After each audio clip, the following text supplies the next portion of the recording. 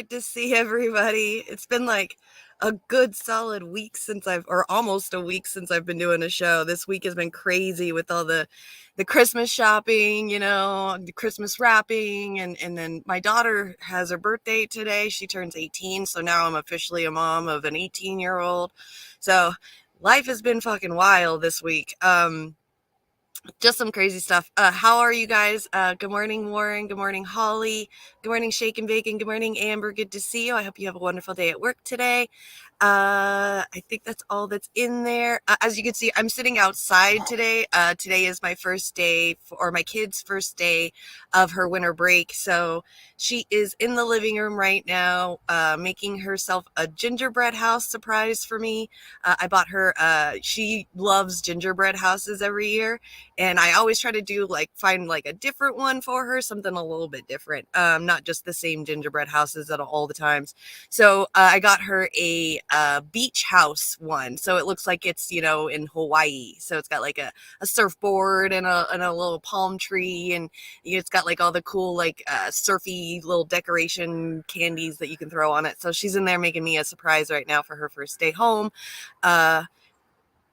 Yes, I'm having a tent revival. So since my kid is going to be home all week, I decided I'm going to probably stream out here today. That way, if I want to, do some fun grown-up stuff, I'm more than welcome to out here. So that's what I'm doing. Good morning, Willie. Good to see you. Good morning, Les Bones. I know I'm actually live today. Can you freaking believe it?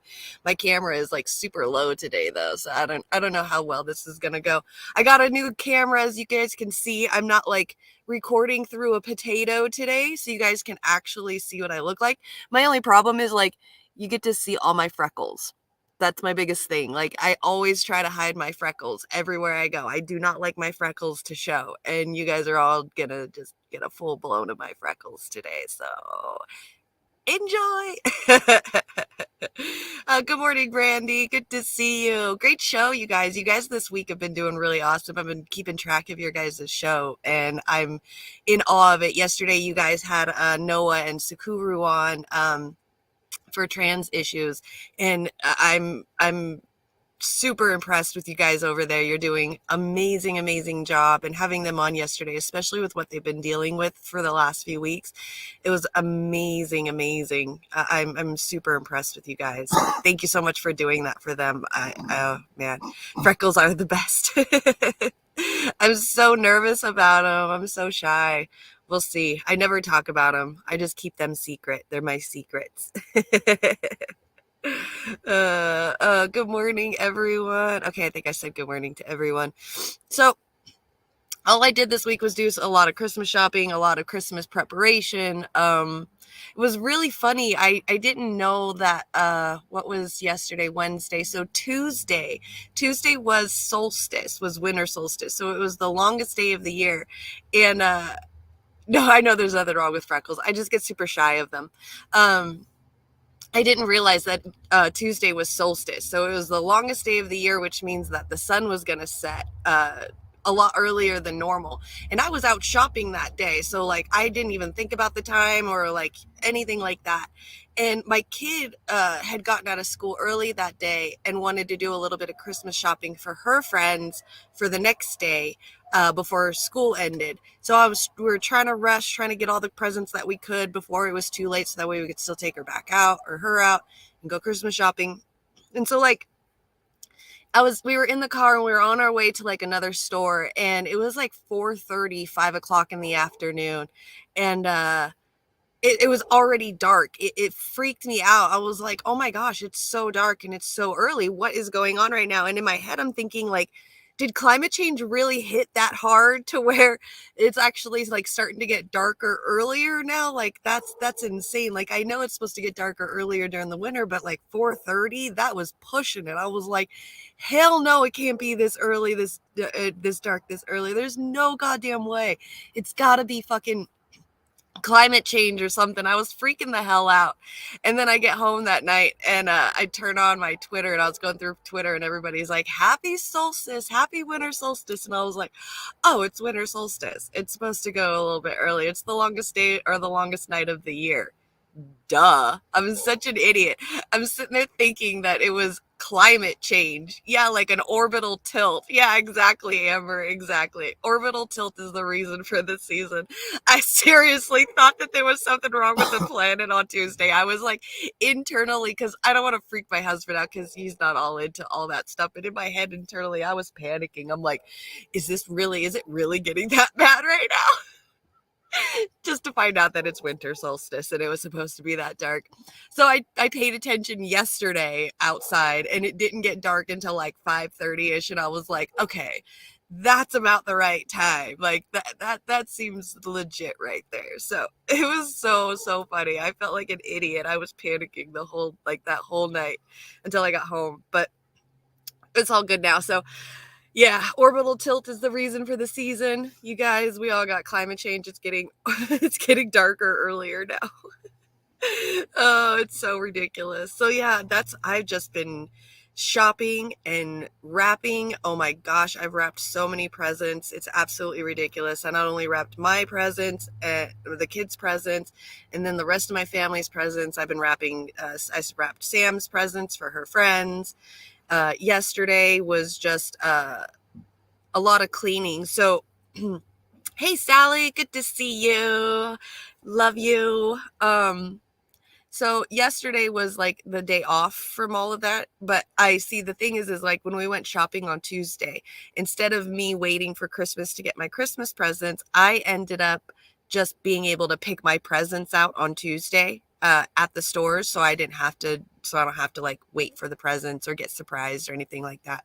So I got a vacuum cleaner for Christmas. I was so fucking stoked yesterday. I like unboxed that vacuum cleaner and started going around the corners of my house because I've got hardwood floors.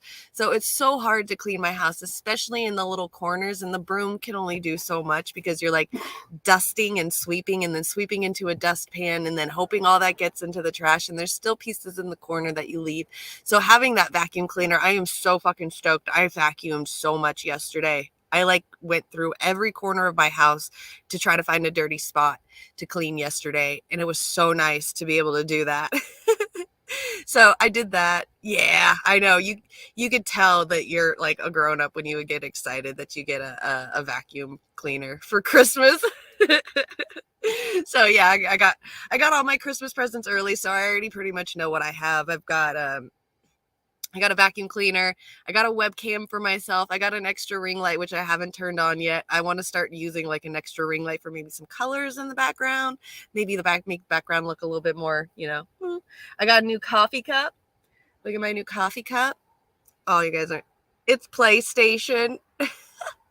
I'm such a nerd. I'm such a gamer nerd, but I had to get it. I even got I got an Xbox controller, even though I'm a PlayStation fanatic. I got an Xbox controller for my PC, so that way I can start playing my PC games with a controller now, which is I'm still not used to it yet. I tried to play a little bit of video games yesterday with the controller, and the actual controller itself is a lot different than the PlayStation, so I'm trying to get used to the feeling of it. What one did I get? You got a washer. Yeah, that's right. You did get a washer and dryer. That's right. I got the vacuum cleaner I got was a Shark, which I just found out. I guess Shark is owned with Ninja, so I guess Ninja and Shark are like the same company. So I got a Shark. It's one of those ones where you can like, it's bagless, where it has like the little bucket thing that you can pull off, and the bucket pulls off with the hose as well. So I can go around and vacuum my house up and take it completely off. So I'll probably never use like the actual runner part of the vacuum cleaner. I'm never going to use that part. But the hose part, I'm so excited. I was with that hose, I was like digging in all the little corners of my house. I didn't even touch the rolly part of the vacuum.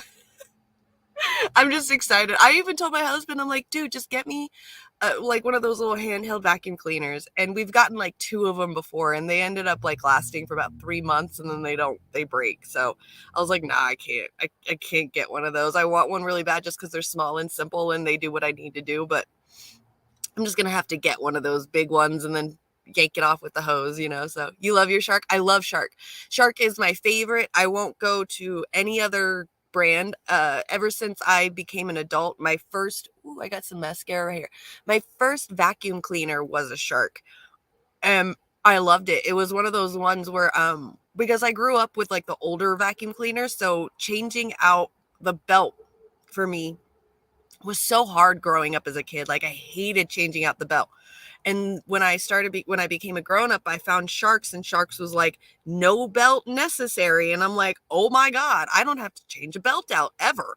And so I've just stuck with Sharks ever since. They're my favorite, and they last really long. I mean, my last Shark lasted me years. So I love Sharks. Sharks are the best. You bought a Bissell and returned it. You love your Shark. Exactly. See, that's what we were looking at too, was the Bissells. And I was like, honey, look, I know that the Bissells look great. They've got a lot of really cool, pretty stuff on the box that says a lot of things, but you're just going to have to trust my gut, okay? Because I know Sharks, and Sharks are the best. So how about let's not just go for the cheapest Shark there is and go for the next one up, and not go for the most expensive, like the next one up from the cheapest. So like, $80 to $100 one instead of like the $60, $75 one. Because I wanted to make sure it sometimes when I look at vacuum cleaners, I have to make sure there's a pet on it too. Like if there's an animal on it, I'm like, oh, yep, that's for pets. I gotta get that. I have too many pets. So I made sure that there was a little doggy on the Shark one. So I was like, look, it's got a pet on it. We have pets. We need to do this one. This is Shark. I trust it. So let's get the Shark. We've been through so many broken vacuums in the last 10 years. Everything is made to break. Yeah, no, it's true. Everything is made to break. Plus, yeah, you're probably rough, because I'm rough too. I'm the same. I'm super rough with it. Not like super rough. It's just, I think that like, it's a vacuum. It should suck up anything, right?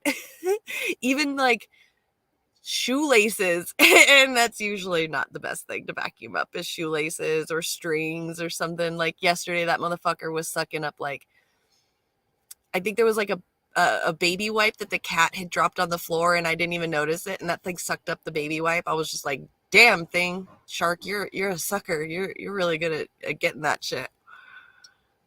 Okay, you bought the Bissell because they help animal shelters. I did not know that, but it didn't pick up German Shepherd. Oh, I'm dead. That's great. I gotta put better light on. Every time I pull up my cup, it wants to go dark. See, dark, light, dark, light. It's like the coffee knows that my soul darkens when it wants to drink it, because this coffee feeds my black heart. It does. I'm done. I'm going to go see myself back to bed right now. Good show, everybody. Peace out. No, I'm just kidding. And I'm by myself here too, so I have to like laugh at my own jokes. This is the best. This is the best. I'm just here having way too much fun right now. Just kidding. I'm not having fun. Y'all are staring at my freckles. I'm just all right. So let's see what I got for today. Oh yeah, and I also, man, I tried to play Fortnite on my computer yesterday because I wanted to play Fortnite because of my friends, man. Okay, like I love my friends are great. I love my friends that I play like Les Bones and Shake and Bacon, but they get on the game so fucking late for me. Like I'm ready to go play by like 2-3 o'clock in the afternoon, and I'm on West Coast, so that's like 5-6 o'clock for them on the East Coast. They're not ready yet. They're like not even home from work yet, and I'm like, I'm ready to fucking play. So yesterday I went onto my computer and I tried to turn on my Fortnite, and I can't get my Fortnite to work on my computer at all. Like it works. It's fine. There's no problem. I just can't log out of my kid's account on there. It's like everything I tried to log out in the game. I tried to log out in Steam. I tried to log out at the beginning of the game. I tried all of it, and it keeps like when I reload it back in, it logs me back into my kid's account, and I keep seeing whatever her name is, Goober something, and I'm just like, this is not my account. I want my account. I want to be able to play on my computer outside where I'm happy. Yeah, and I could not get my own account to work. So I've got to figure that out today. And because I want to start, like, even if I could, like, start playing at 2 Fortnite with my friends and then go until like, 5 or 6 o'clock when my grounded friends are ready to play. That way I'm just not sitting around waiting forever. Like, I want to play, but I don't want to play grounded by myself because it's such a big, scary area. And it's such a huge game. And like, there's areas that I'm just not willing to go by myself. Plus I'm terrified of certain things. Like, I swear there's like this sandbox area where it's full of sand, and there's these things called ant lions. Google it. I don't know. I've never heard of them before. Apparently they live in the sand. I don't know. But Those motherfuckers jump out, man. Like, you're just running across the sand in that game, and all of a sudden you hear, boom, rah, just this like screaming like dinosaur sounding motherfucker. And I swear, I'm not scared of those fucking bugs in that game. I'm not scared of like a lot of those bugs. But as soon as that motherfucker jumps out of the sand, I'm just like, freaking out. Poor fucking Shaken Bacon and Les Bones have to hear me scream. I'm pretty sure my whole entire fucking neighborhood can hear me screaming at this goddamn bug in my game. And I'm just like, I just keep running. I'm just like, fuck you, you fucking antlion. I just keep running, not even paying attention to it, just because it scares me. And then another one pops up. I'm like, fuck you, you fucking antlion. I just keep going. It's ridiculous. That game, man. I want to play it by myself so bad, but I'm terrified. Absolutely terrified of playing that game by myself, just because of that shit. Like, I don't want to get those jump scares. I fucking hate jump scares because it pisses me off. Like, I'm a fight or flight person, you know? So like, in game, my flight kicks in, but in reality, when I'm scared, my fight kicks in. So I'm just like, pa, and I'm like, throwing shit and like hitting the computer and like throwing my mouse and shit. And I'm fucking wild when it comes to that game, and I can't play by myself. And I fucking miss Fortnite. Fucking miss Fortnite so much. But I'm getting into all these other games too. Like, I ended up buying, because I got tired of waiting around for my friends. So I bought there's a new game that came out. It's called High on Life. It's from the creators of Rick and Morty. Justin Roiland is the creator of this game. So when they stopped making the Rick and Morty shows, they did another show, which I just started watching last night. It's about aliens that come to Earth and they move in with Earth, and now they have to live here. But it's really cool. Like, the first episode, like, they have like a shrink machine, and they would shrink humans down to itty bitty size. And then they have like all these tanks on their wall, like iguana tanks on their wall, and there's humans in there, and they have like pet humans, and it's fucking hilarious. But anyway, so when he stopped doing the shows or whatever, I guess Justin Roiland changed to making video games. And a lot of their video games, I guess they've been making it through a gaming company called Squanch Games, which Squanch is obviously something from Rick and Morty. They came out with, I guess they've been doing a lot of the VR virtual reality video games. I don't have a VR set, so I had no idea that they were even making more games. I just heard about this High on Life game and that it was really, really funny. So I started looking into it, and oh my God, dude. And I ended up falling in love with it. So I downloaded the game and I started playing it. And this game is fucking hilarious. Like, so it's a first person shooter, and what happens in the game is I guess aliens are using humans for drugs. Like, I guess they're creating drugs with humans, so you have to save the human species. So you like go out to this planet, and you become a bounty hunter. Like, I guess there's these bounties that you go after, these gang leaders. And so you go to this planet and you do this whole level area until you get to the end where the final boss is, and that's the bounty that you're going for. And then you go back home and get another bounty, and you do it again and again and again. But your guns are all alive. Like, they're actual, like they are alive. And so when your first gun that you get, which is supposed to be like your pistol, is Justin Roiland, the voice of Morty.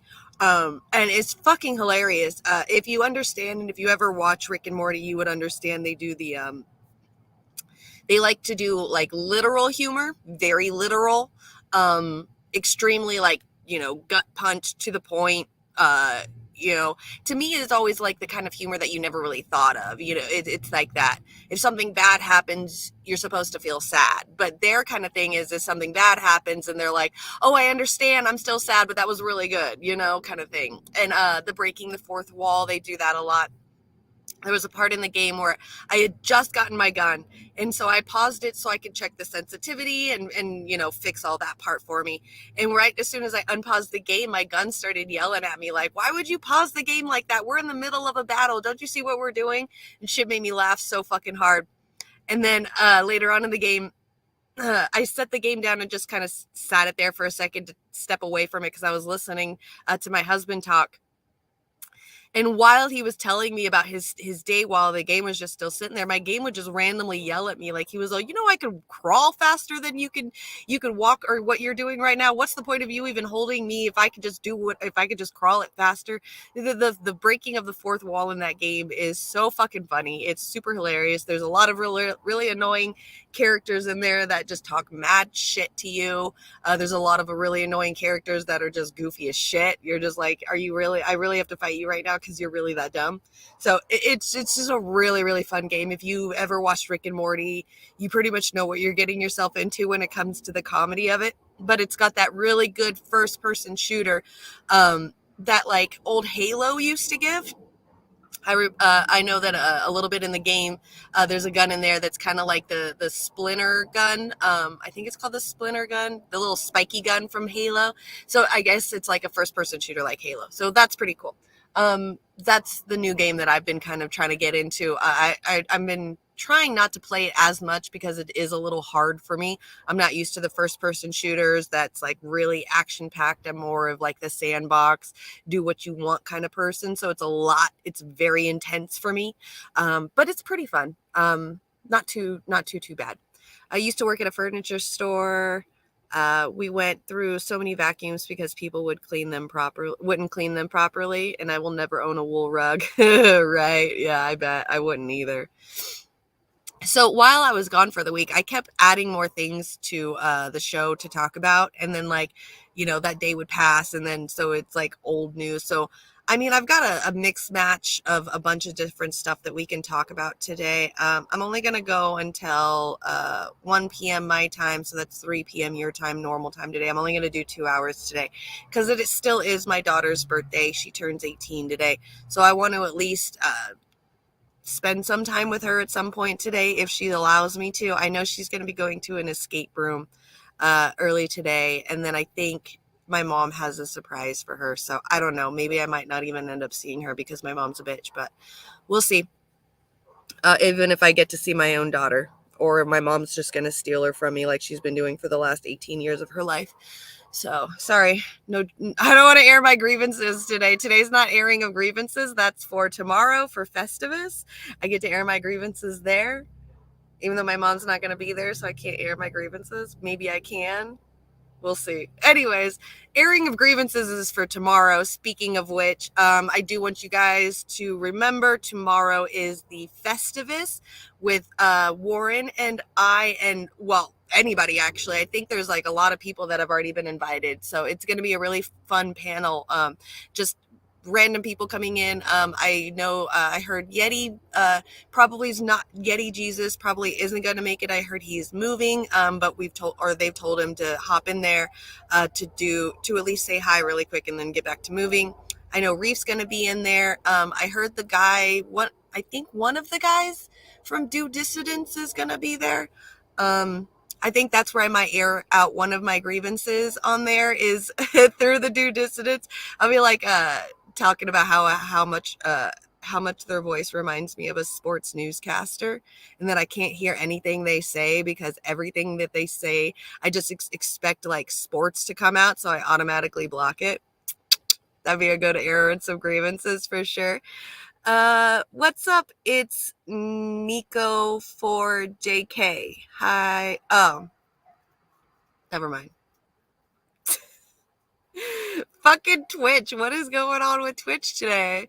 So everybody, if you have a Twitch account, apparently this guy Nico is offering free viewers and followers for your channels and chat bots. Can you believe that?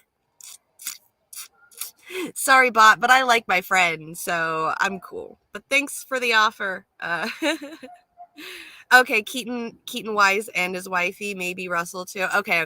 So I think that's where I'm gonna air one of my grievances. I'll be like, yo, you guys, one of my grievances is to you. I know you don't know me, but I've been watching you guys a little bit here and there, and y'all need to stop talking about sports.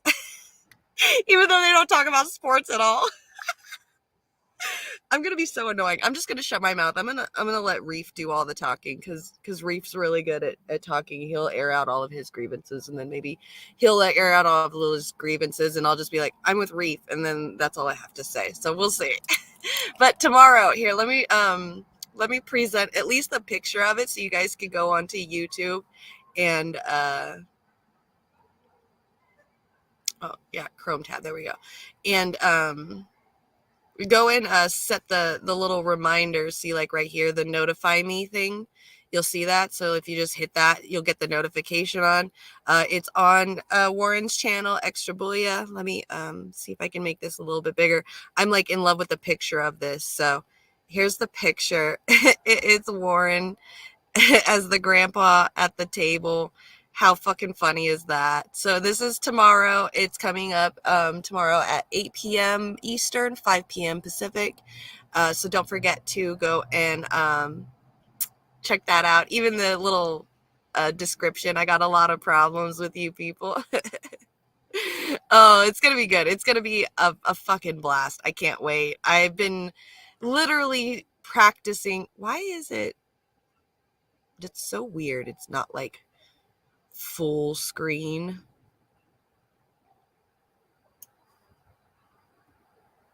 Maybe I can add a banner. Oh, it's because I don't have my pictures things up today. That makes sense. There it is. Oh my gosh. I'm a fucking mess today. What is going on? Also, this next week, and then well, that's tomorrow. So Festivus is tomorrow, and then Saturday is going to be God. Everybody always calls him Uncle Warren, and y'all are fucking me up. Warren, in my secret show for Saturday, that's going to be at 9 p.m. Pacific, midnight Eastern. We're going to do the Christmas Eve one.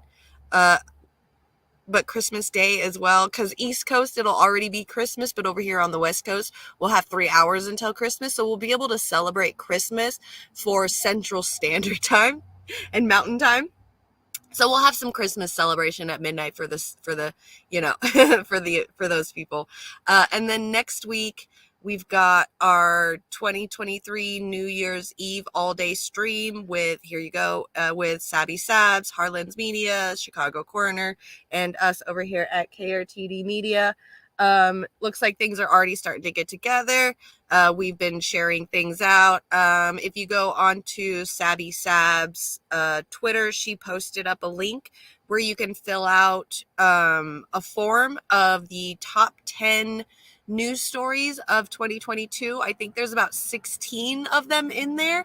So you just choose, 1 through 16, which ones are your top, and then we'll get the top 10 off of that list. And then I'm going to make a video at some point this week, a compilation of the top 10s. That way we have it for next week. What else is going on? A bunch of different panels that day from morning until nighttime. There's just going to be tons and tons and tons of different things. Each show is going to have their own 4-hour to 5-hour time slot. Early in the morning we're going to get the MMT done right away, get that over and done with. That way the older crew can have the rest of their day for New Year's. Then we've got Harlan's, I think it's Harlan's Media and then Chicago Corner, or it's Chicago Corner and then Harlan's Media. They're going for the first slot during the mid-afternoon. Then we've got Sabby Sabs in them during the afternoon evening time. And then we're taking it over for the night, or Shane and them are all taking it over for the nighttime. At 9 o'clock my time, midnight Eastern, I will be doing the secret show with Warren, so I won't be able to be there for an hour or 2 hours for the end of the New Year's Eve stream. But that should be fun. I think me and Warren are going to be on the Chicago Corner panel just to have some fun. We'll be tracking Drunk Santa. Love it. I can't wait. So we'll be on with the Chicago Corner guys, Jerry, Ed, all of them, to hang out with them for their panel for the New Year's. We'll figure out what's all going on. They're pretty much just doing everything. I don't have to do jack shit this year. I'm kind of feeling left out a little bit, but whatever. It doesn't even really matter. It's not even that big of a deal. So yeah, we've got a lot of stuff coming up this week. There's a lot of really cool, fun things. I might be doing a show tomorrow. We'll see. We'll see if I feel like it. This week, I felt like just taking this week off. It just felt really good, especially with all the shopping and stuff. I just didn't want to add to all the stuff that I have to do right along with getting ready for Christmas for these kids. So I haven't even finished shopping yet. I still got some shopping to do. I still have to shop for my nephews. I haven't done that yet at all. But I did everything else. I mean, I got presents for all the kids between my 2 kids and my husband's kids and then the grandkid. And then my family's doing a white elephant gift party this year. So unfortunately, I have to go hang out with my mom and my family, which I do love my family. It's just, my mom, but my family, I get to hang out with them.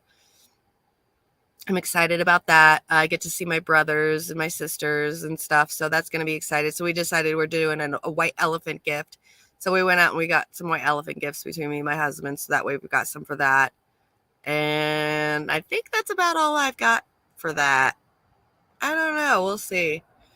You're going to really enjoy this 6 hour. You wish. You fucking wish this was going to be 6 hours. I'm actually only doing 2 today. Yeah.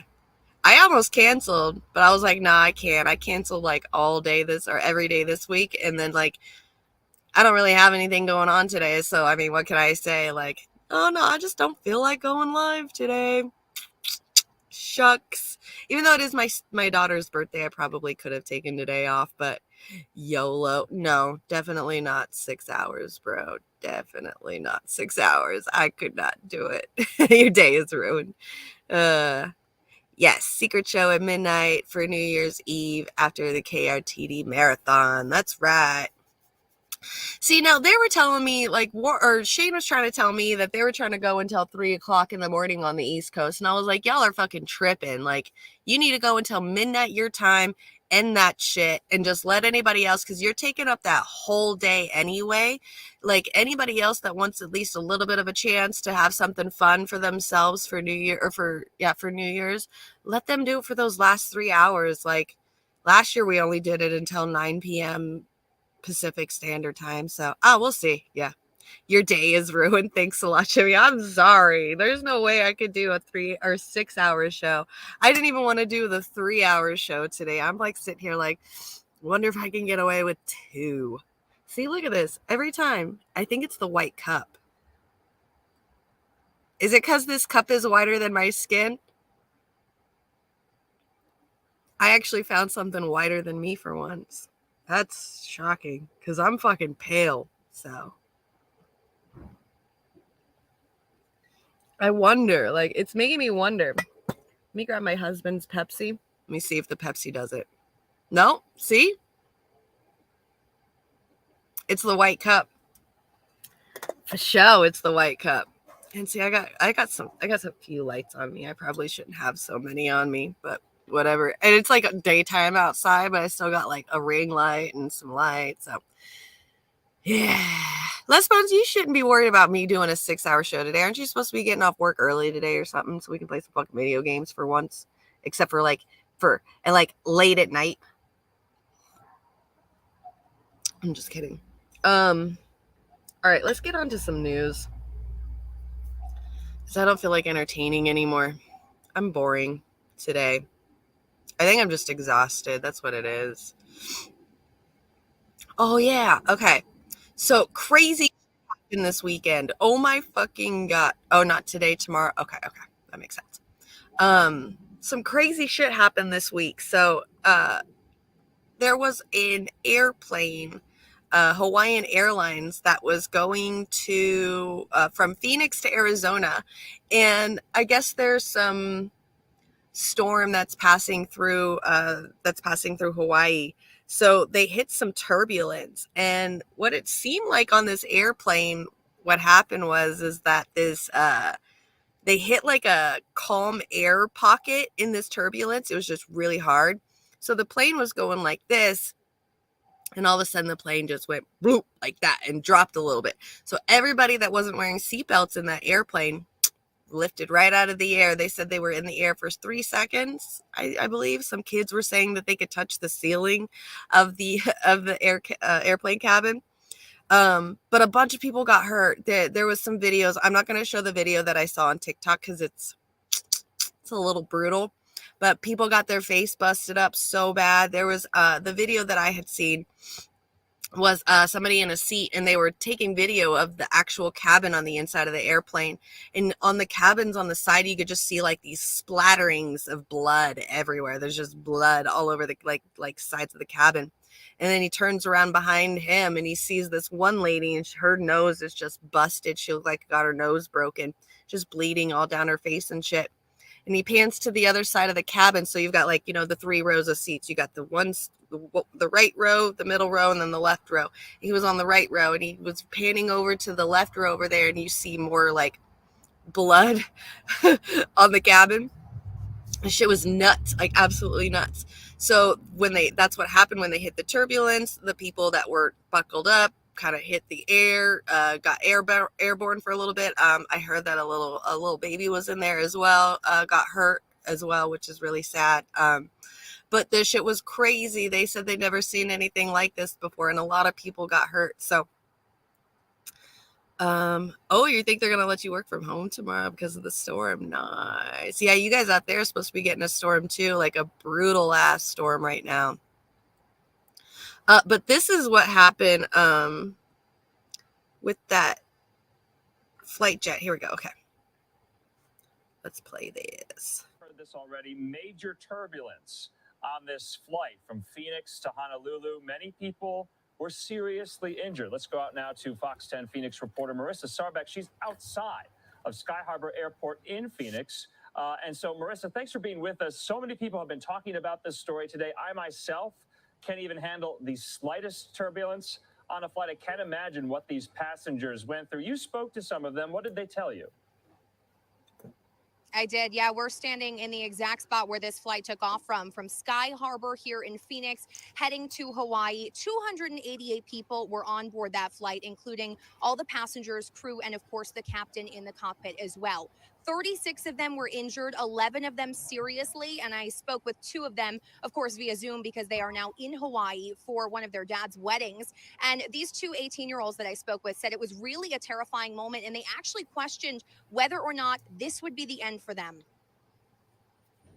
All of a sudden, the plane just drops. It was a feeling of zero gravity. I'm in the air, Ethan's in the air, I hit the ceiling, Ethan hit the ceiling. I flew up almost touching the top of the plane's cabin. I was up in the air for like 3 seconds. It was nuts. Followed by sheer panic for best friends Ethan Willis and Cameron Hutterly on Hawaiian Airlines Flight 35, heading to the islands for Cameron's dad's wedding. All you could really think about is, geez, you know, is this going to be the last, you know, this is how it's going to end. It's the moment the pilot told his passengers they look at that. Did you guys see that right there? Wait, right there. That's an actual crack in the airplane from someone's head. Like somebody actually hurt themselves. I just saw that, Warren. This is from somebody's head. Can you freaking believe this? It's nuts. His passengers, they unexpectedly hit extreme turbulence. The fasten seatbelt sign was off. Ethan and Cameron were enjoying their movies when the plane took a nosedive, and everyone on board went up. My head was pressed up. Like I have neck injuries and back injuries. If you can see, there's a little dot right there. I didn't get beat up, but I definitely broke the air conditioning and the lights, and then he hit the top of the plane ceiling. Their injuries weren't Look at that. Look at that. That's insane. Look at the crack right there. You can see that crack. That's nuts. As others. The lady behind me actually was in the bathroom when that happened. Woo! And she had lacerations on her neck, her head. She couldn't walk. The NTSB is investigating, and there were thunderstorms reported in the area. But aviation expert Chad Verdalio says this could have been a case of clear air turbulence. Sometimes it just happens. It can happen at really several different altitudes. Can be caused by a mountain wave, air moving at high speed over a mountain range. Kind of like you imagine water flowing over boulders in a stream. That made me think too, like, is that fucking real? Because, I mean, there's like, okay, so we have an airport right here at the bottom of my mountain, and the flight track from like wherever people are going to the bottom of my mountain where the city is like right over my mountain, right where I live right here.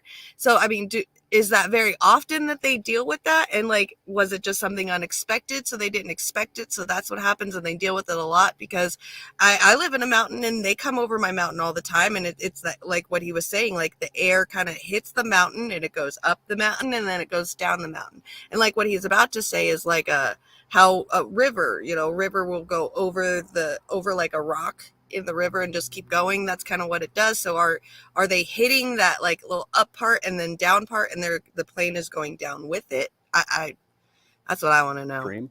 While terrifying to experience, it isn't as Exactly. Like that's what I was thinking too, like Final Destination shit. Oh God, Flight 747, here we go. dangerous as you might think.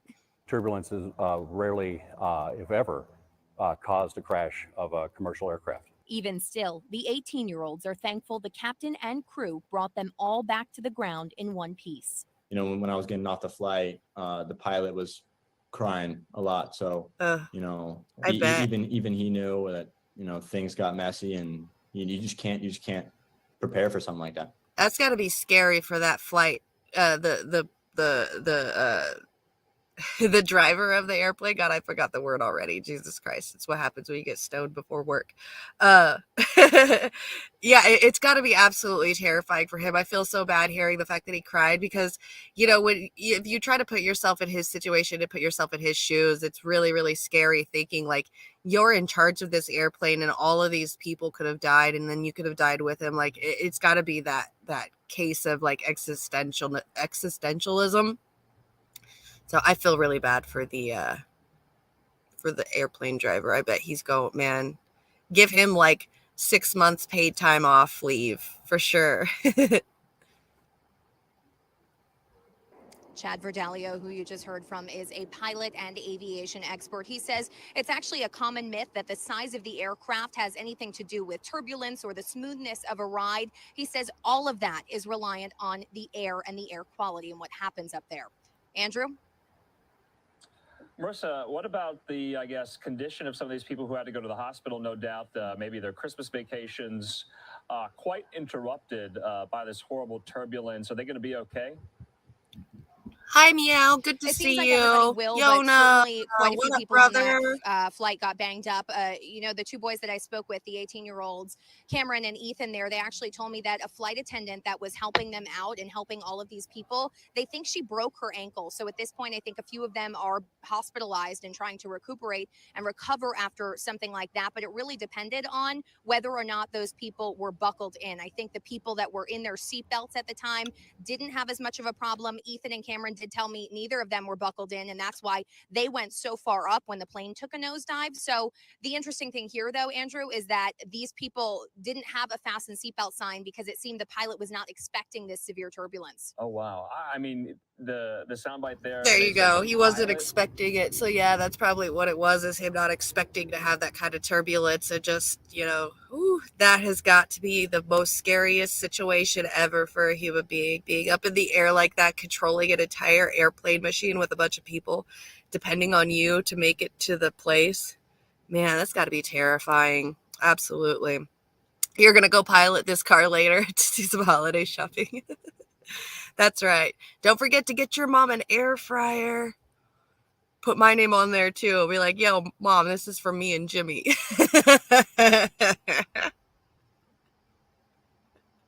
I'll just come to your house. I'll just go take an airplane to your. Yeah, I'm gonna go pilot me an airplane to your house in the middle of the night on Christmas Eve, and I'm gonna put my name in there where it says to Mom from Les Bones. I'm gonna put and Jimmy. You're sitting at 6 degrees outside right now? God damn. That's nuts. I mean, let me see. Yeah, no, we're sitting pretty right now in California. It's 53. But I got a nice little heater going too. Imagine being stuck in the bathroom dropping deuces right when the turbulence hits. I know. I know, that's got to be shitty. That's got to be the shittiest situation ever. Literally. On Friday, the high temp is going to be 52. The low will be 12. That's a 40-degree swing in a very short time. Oh, you don't even have a car? Oh no. Oh, well, you live in New York, so I'm pretty sure like everything is in walking distance for you. Anything like any kind of shopping for me is probably about 30 miles away. And that's not a that's not a you like that joke? Oh god. Yeah, I think that so right now it's a high of 54. So it's like almost noon right now. So this is pretty much where it's going to get is a high of 54. And it looks like later on tonight it's going to hit 39, so 49, like 15-degree difference out here. So not too bad. You got a blunt, 2 joints, and a dab, and some edibles waiting for Santa. That's right. Oh, a train ride away. Okay, that makes sense. Less bones. Okay. In a week, you're supposed to be over 60 degrees. I know. Arkansas is wild right now. That whole area is just going through some crazy stuff. Just like these airplane people. Just like this flight. It's wild. Was crying if I saw that. I don't know what I would do. I guess I'm kind of curious. What's Hawaiian Airlines saying in circumstances like this? Do they offer passengers anything, any vouchers, anything because they got through it? We would assume that that's to come. That's kind of where my head went as well, Andrew. But I think at this point, Hawaiian Airlines is just thankful that all of these people landed on the ground. At the end of the day, they said they're thankful that the captain and crew were able to bring this flight to safety. Thank you, captain and crew. You go and cry it out, man. If those guys need a shoulder to cry on, I'm right here. Right here. And help everybody and get them there. One thing I will note, I actually spoke with another passenger on that flight as well. She really got through it okay. She said she was sitting there and did not experience any of these things. I think same, brother, same. Exactly. Because again, the seatbelt sign was not on. Sure. They were not expecting this from all accounts. And she said that she seemed to be doing okay, but there were some people obviously that had just done, fared not as well as she did. So it's interesting. We'll see what Hawaiian Airlines does at the end of the day, but I think they are quite happy with the passengers and crew and everybody kind of coming together to help and get this to safety. About 35 minutes out from Honolulu when this happened. Wow. Marissa Sarback live for us outside Same, Sky Harbor. Thanks for bringing us this story. We'll talk again, Marissa. That shit's nuts to me. As absolutely terrifying. I couldn't even imagine. This is so scary. Also, like, even out here this week too, like we had here we go. Out here in fucking California, we had a goddamn earthquake out here too. Like a couple people have died. It's up in so we have a county out here called Humboldt County. It's pretty much like in Northern California, right on the state line of like, the next state up in California. I always say it's Washington, but it is Washington because Oregon's up top, I believe. It's either Oregon or Washington. I always get those two mixed up. Anyway, it's right there on the state line, and it's where everybody grows the weed. That's where the weeds is grown in California, is Northern California. And they got a really, really bad earthquake this week too. I think it was Tuesday or Monday, I believe they got an earthquake, but some people have died. I'm worried because I have a family member that lives up there, but also like, what if our weed ends up getting ruined? I'm all worried about the weed too. So here's here's the this is like the news report of the earthquake from up here too. Man, things have just been going wild. Like shit's not. Dozens of aftershocks, but no. Yeah, exactly. It was like 6.5 on the Richter scale. Tsunami threat after a magnitude 6.4 earthquake hit near Eureka in Northern California. Well, at least 2 deaths are blamed on the quake, which has damaged several structures and knocked out power to tens of thousands. KTLA 5 Sandra Mitchell is tracking developments live from our news center. Sandra. Sherry, you're right. 2 people now confirmed dead because of medical emergencies during or right after the earthquake. 12 more now reported injuries. The very latest, the power is back on for some people, but 67,000 are still without electricity. That magnitude 6.4 shook Humboldt County in the Pacific, just off the coast, about 7 miles from the city of Ferndale. That area about 600 miles north of us here in LA. And it happened just after 2:30 this morning, jolting thousands of people awake. Our town is a total mess. That's the assessment of people in the Rio Dell community after a strong early morning earthquake. Woke me up violently, jumped out of bed, and just heard this roaring. My phone started going off saying there was an earthquake. In many parts of the Eel River Valley in Humboldt County, there is no water or power. Homes have been knocked off their foundations. The shelves are smashed all over the place, buildings separating, cracked in ways I've never seen. A broken window and several cracks in the building and lots of stuff down on the inside. There's widespread damage to critical infrastructure, cracked roads and overpasses. The Fern Bridge now closed to all but emergency. As a really quick side point, just so you guys can see, all this shit is going on in just this one county alone, to where these people could definitely use, like, you know, let's say a few $1 million to help rebuild their infrastructure after this. But, you know, we just gave $1.6 billion or more to Ukraine. Just as a side note, really quick, you know, go Ukraine.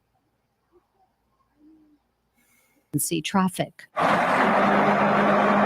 Severed gas lines caused several fires. You know, we know that there have been there is at least one structure fire, and we also know that that there were a couple of homes that may have been knocked off their foundation or partially collapsed. In the minutes just after the 6.4 earthquake, local law enforcement was so overwhelmed they tweeted in all caps, "Do not call 911 unless you are experiencing an immediate emergency." Those in the quake zone described a loud roar and violent shaking that seemed to go on for about 15 seconds. It felt a lot bigger than a 6.4 for sure. Tonight in Rio Dell alone, officials expect about 150 people will be displaced by damage to their homes. Houses have actually, shifted off foundations, and porches have broken and rooms have separated. And that means several hundred, maybe as many as 300 people have been displaced right before Christmas. Yep.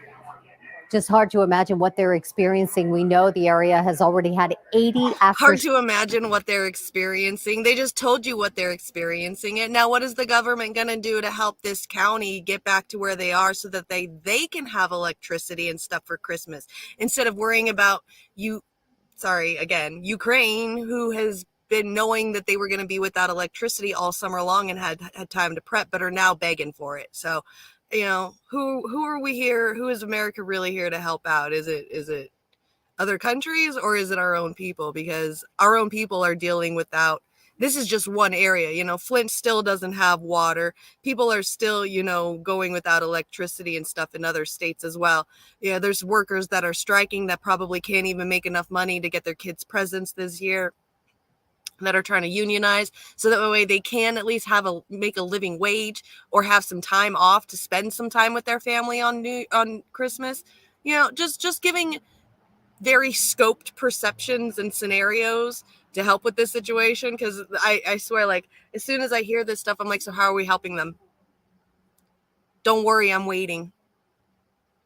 Oh, we're giving another $1 million to Ukraine. Okay. I see who's more fucking important. Let's send Mr. fucking green turtleneck sweater over here, or as Tucker Carlson likes to call him, because I watched that shit last night about it. That shit was fucking hilarious. Tucker Carlson calling Zelensky a fucking strip club owner with that shirt. He ain't fucking lying, okay? He is not fucking lying, because I swear to God. Okay, anyway, I'm sidetracking over here. But yeah, this is what's, people hurting, the getting hurt in airplanes because of the turbulence. People over here getting their lives practically ruined right before Christmas because of an earthquake. But no, we keep giving money to Ukraine, though. Let's keep doing that and ignore America. And then this lady goes like, I can't even imagine what these people are going through. Bitch, they told you. They just told you right there. And I'm pretty fucking sure you could imagine. If you just use a little bit of your imagination and some empathy, you could probably imagine. So Humboldt County was home to such a beautiful nation and people completely exterminated after the 1849 gold rush. Oh, yep. When settlers poured forth north of Sacktown. Yep. yeah, the California was a huge gold rush area. That's all, when you live in California, that's all you ever hear about. Like, you even learn about it in school and stuff, is the gold rush. Especially out here, there's a lot of gold rush museums and stuff too. It's wild. The greed of man, you know, wanting to be a millionaire. Can we get Ukraine Nazis to rebuild some of those roads and bridges, right? Yeah, let's get some of those Ukrainians over here to help rebuild all that stuff. What is Sam doing? She said, Joel. I said, what? She said, I see you. Oh, she's so cute. Your electric bill is $244 this month, and we haven't even been running the heat every day. Jesus Christ. That is nuts. That's wild. I thought mine was a lot. I'm like around $100 a month on mine. I'm like freaking out. That's a lot of money, Brandy. I couldn't imagine. I couldn't. They're literally trying to make people go broke over utility bills. Too much. Do I have that where the Zelensky thing is? Yeah. It used to be cheaper. Yeah, I've been hearing that the bills and stuff are going up. So, no, that's the Boebert. Do you guys see when Zelensky was live yesterday and he was talking in front of Congress? Fucking Lauren Boebert was like clapping, or not, everybody was clapping and she was sitting on her phone. Like, they were calling her disrespectful and shit, but I thought that, like, I don't even like Lauren Boebert, obviously, but I mean, I got to agree with her on that. Like, I was hoping somebody in there before it started happening, because I heard all day yesterday and the day before that he was going to come and talk to Congress, which I was like, what the fuck is he going to come and talk to Congress for? Like, why? What's the fucking point of him coming here to talk to Congress? And I was hoping, like, the whole day yesterday, I was like, please, just somebody, anybody, like AOC, at least one of the little, you know, progressive caucus kids, one of them treat him with disrespect. Like, somebody please be disinterested in him. And I didn't see nothing until somebody was like, I saw disrespect was trending on Twitter yesterday, and they were like talking about Lauren Boebert and how she was on her phone while people were clapping and Zelensky was talking, and how she was being disrespectful. This right here, how she was being disrespectful. And I was like, I would have done the same fucking thing. I would have done it. I was hoping somebody would, because obviously I'm not a congressperson, but goddamn, I was really hoping somebody would be, you know, in there at least showing.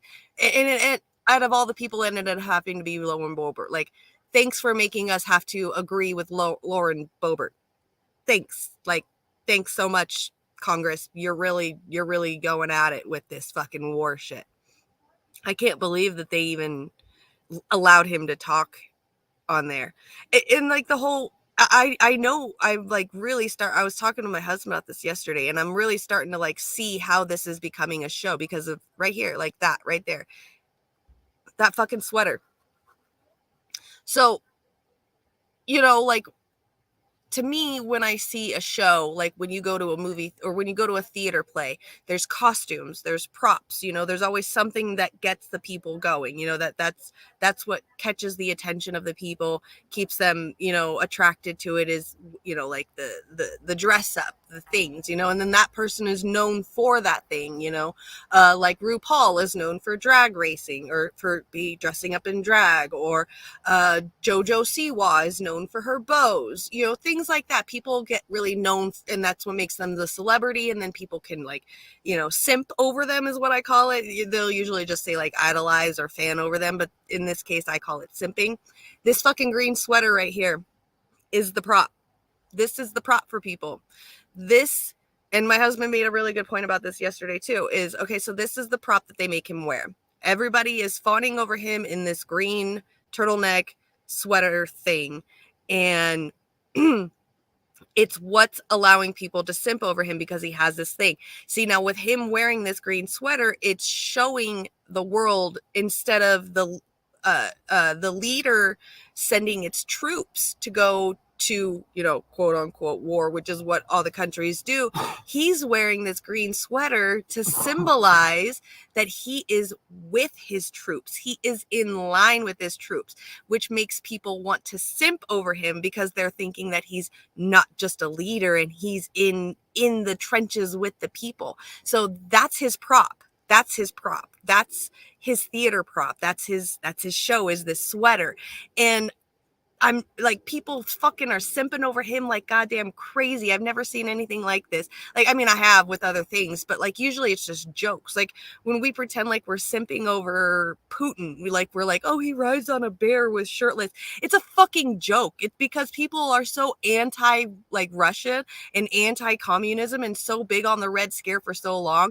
It's just so fun to see their reaction when you're like, Vladdy daddy, you know, like, Putin is hot on a bear and people are like, oh my God. You're just like, it's fucking hilarious. You do it for the fucking reaction, okay?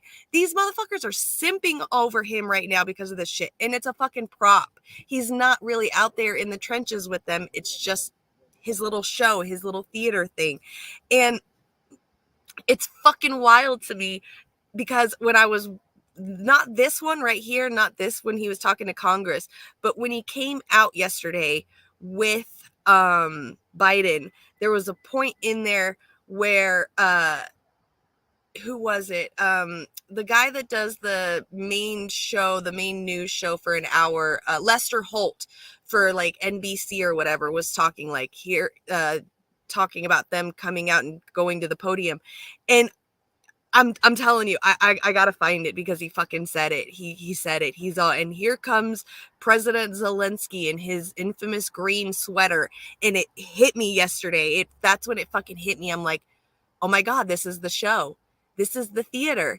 It's like this like tan suit thing all over again. Zelensky in his green sweater. He's one of the people. He's in the trenches. I'm just like, oh my God. And the people are falling for it. You see like, you know, Kamala Harris and Nancy Pelosi holding up the flag and behind him yesterday, and Nancy at the end doing the little, you know, clapping towards him and, you know, blowing him kisses and shit. Like, oh my God. This is all part of the show. Like, it's insane to me how people are not like seeing this and realizing this, because all of that just like flooded into me yesterday. And if you've ever been in theater, if you've ever been in like, you know, TV or some type of media, you know, this is how it goes. This is exactly how it fucking goes.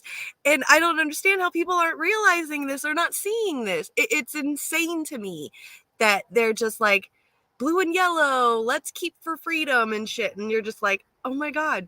And that's why I love the whole Tucker Carlson saying that he reminds him of a strip club owner, because I hate to fucking say it, but he's fucking right. He's goddamn right. Like, Zelensky reminds me of all of the owners of the bars that I've worked at for the 10 years that I worked in bars in my 20s.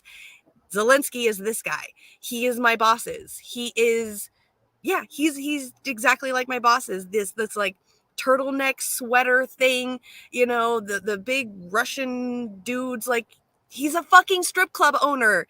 He's Americanizing himself to get the regular people to love him, because you know who goes to strip clubs and shit? Conservative men.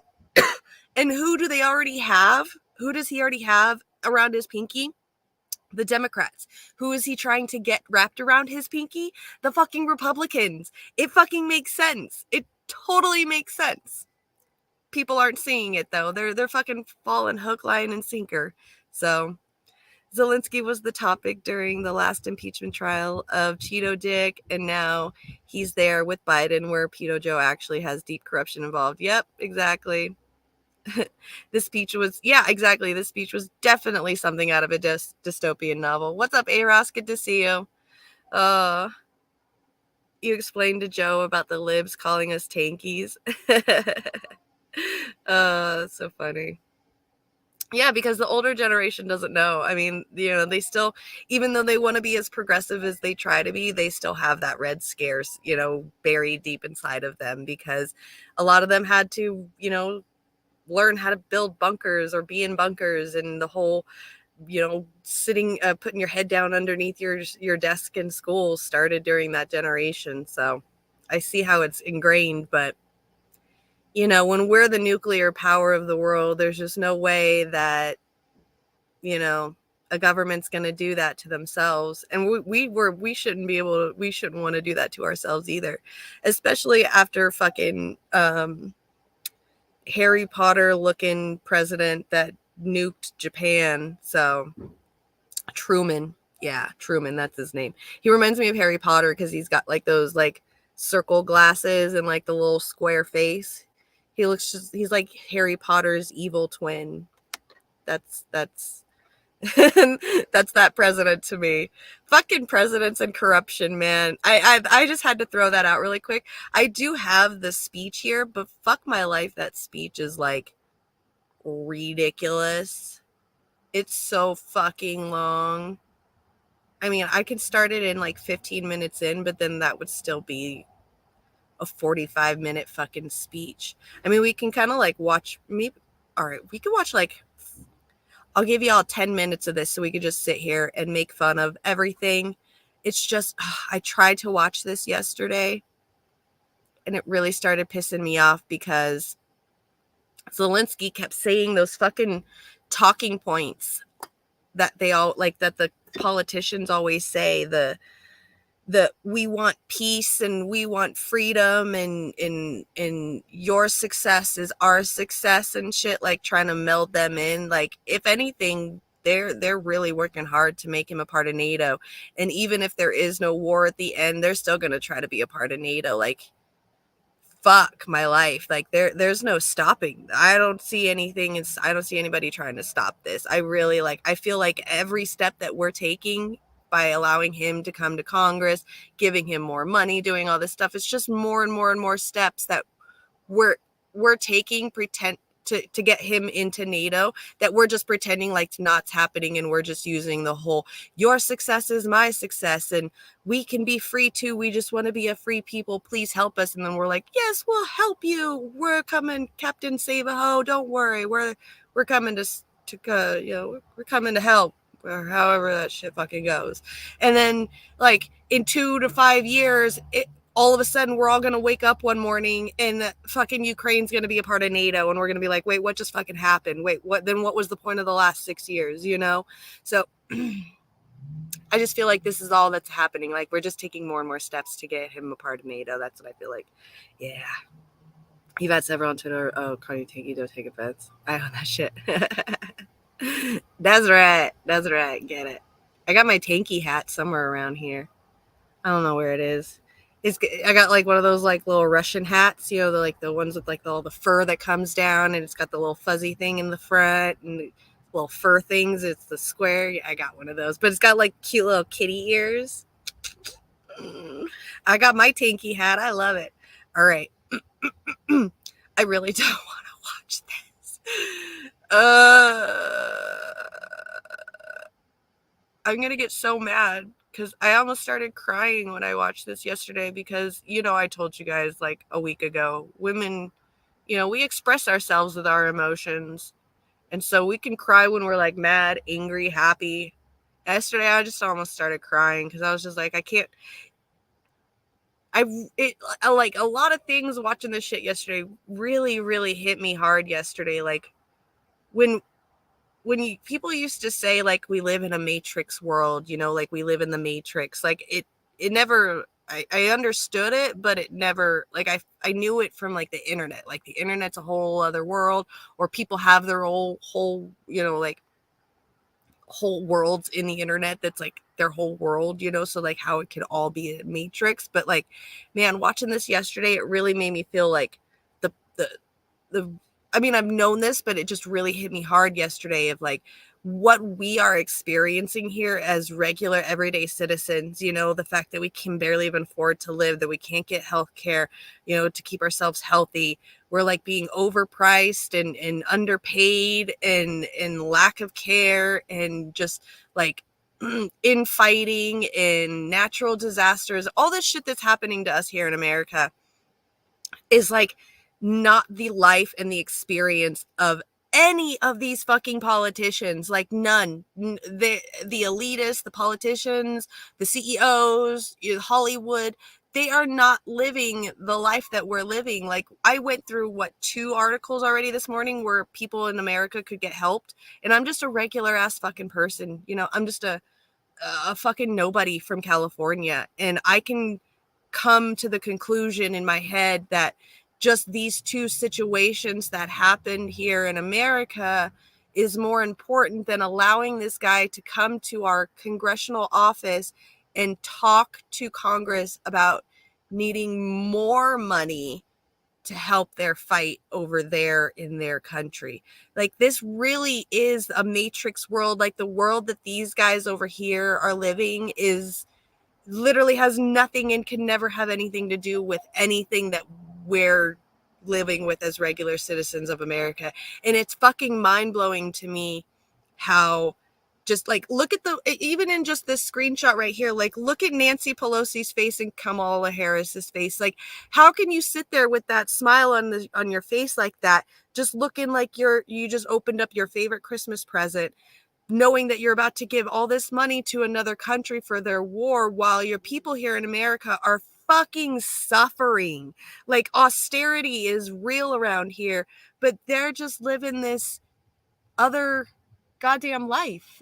It doesn't even... Psst. Oh my God, my husband did not shut the door. Joel!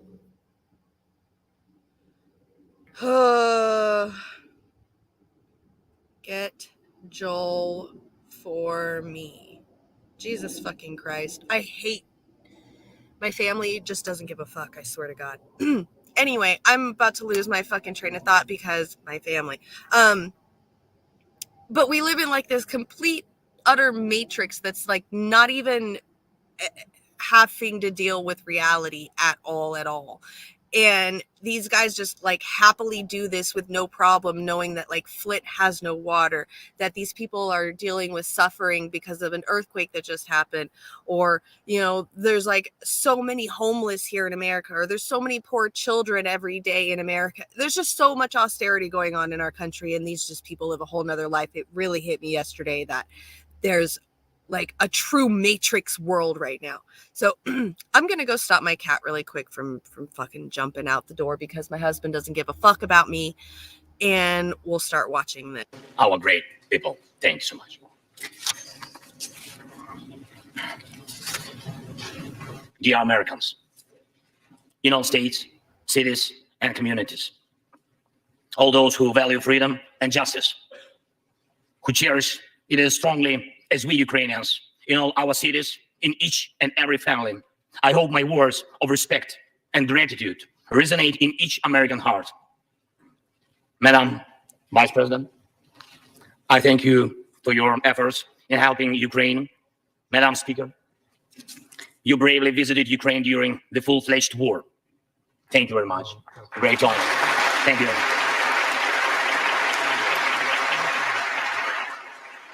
Great privilege to be here.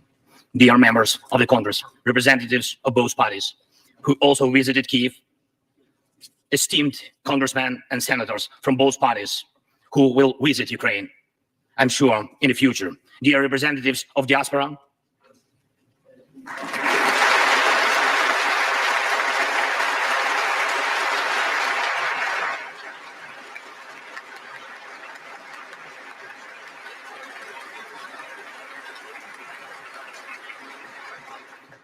present in this chamber and spread across the country, dear journalists. It's a great honor for me to be at the US Congress and speak to you and all Americans. Against all odds and doom and gloom scenarios, Ukraine didn't fall. Ukraine is alive and kicking.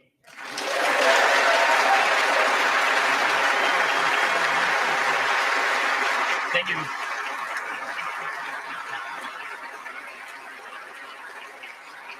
And it gives me good. Did I miss anything good? I bet it's all stupid. I bet it was all...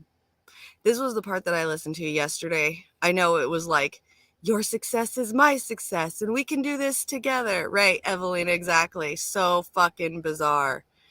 Ugh.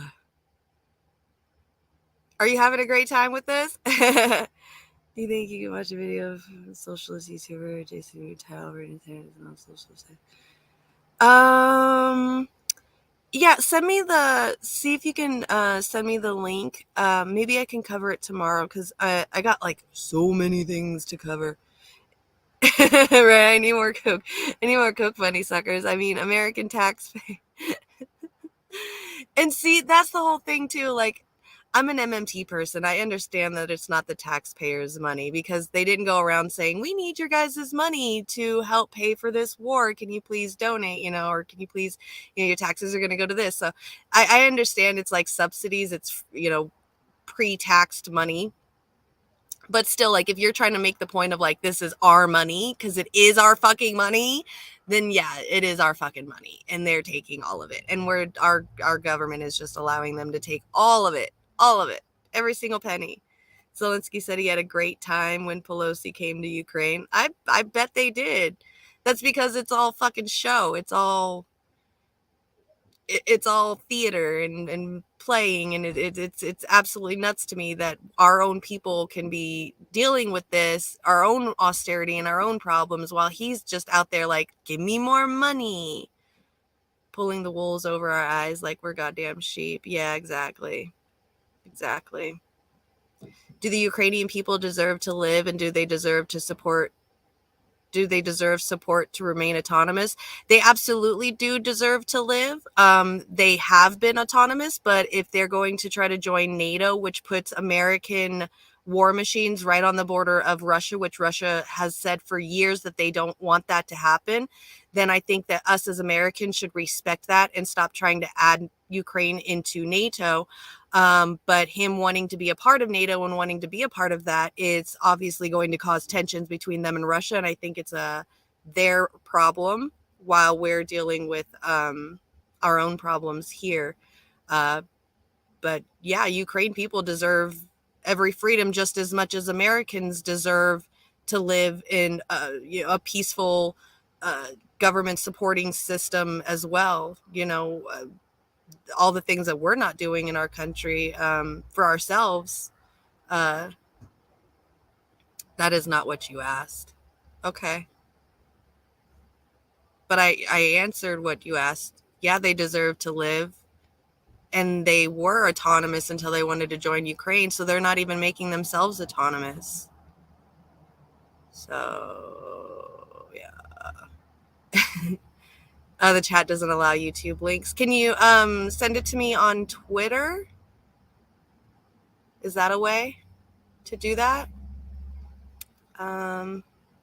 Did the people in the Donbass deserve to live instead of being ethnically cleansed?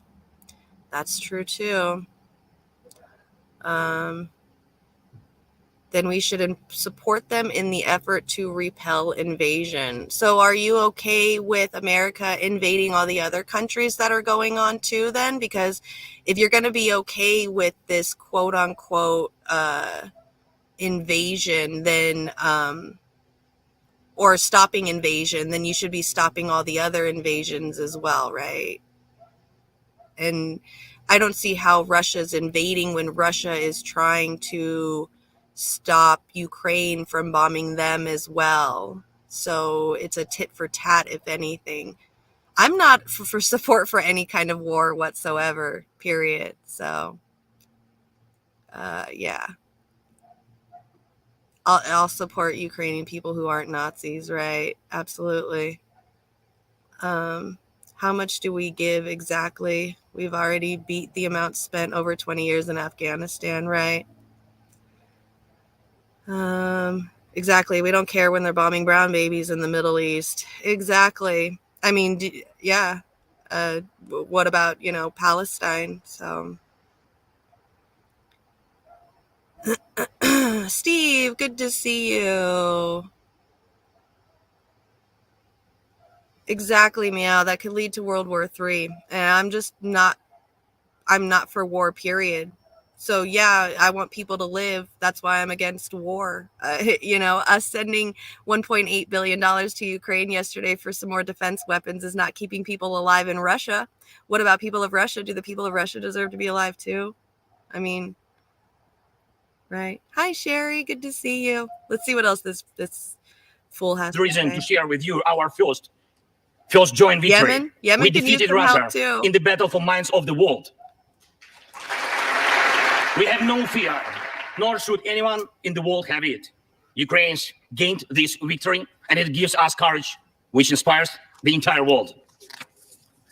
Americans gained this victory, and that's why you have succeeded in uniting the global community to protect freedom and international law. I love the whole like fake, like we're winning, we're gonna win. With America's help, we're gonna win.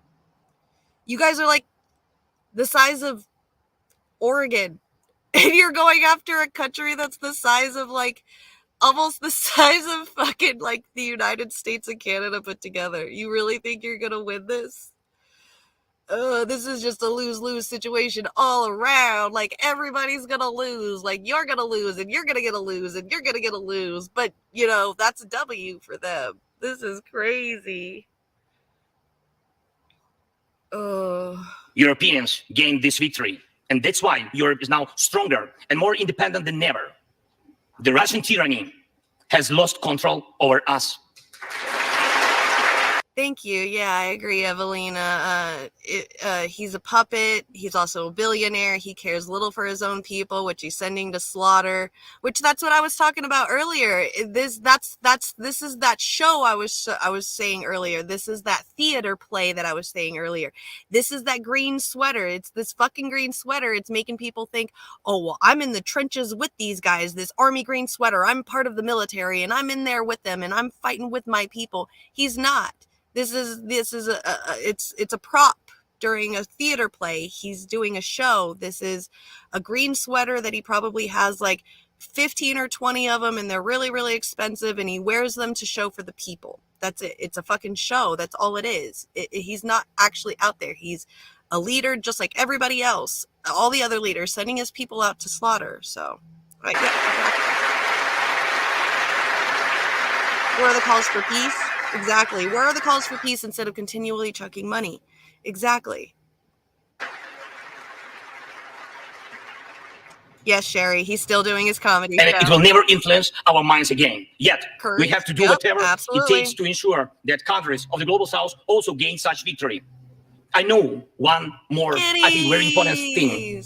The Russians will stand a chance to be free only when they defeat the Kremlin in their minds.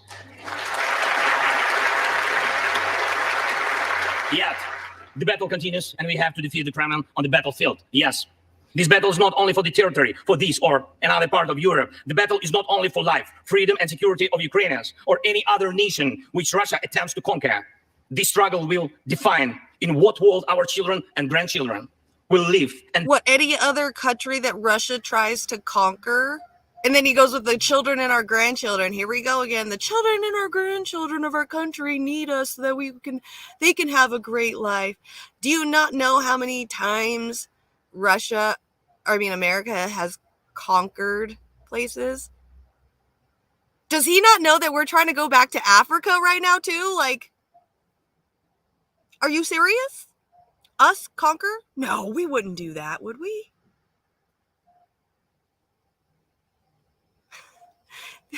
This shit show, man, that these people put on. I can't with them. I can't. Exactly. No way in fucking hell Ukraine beats Russia. Absolutely no fucking way it's going to do that. How many Ukrainians are you willing to sacrifice in losing a battle? Call for peace. Thank you. Thank you. Exactly. Thank you. People in Donbass voted to join Russia because they're getting slaughtered by their own government, all because they spoke Russian.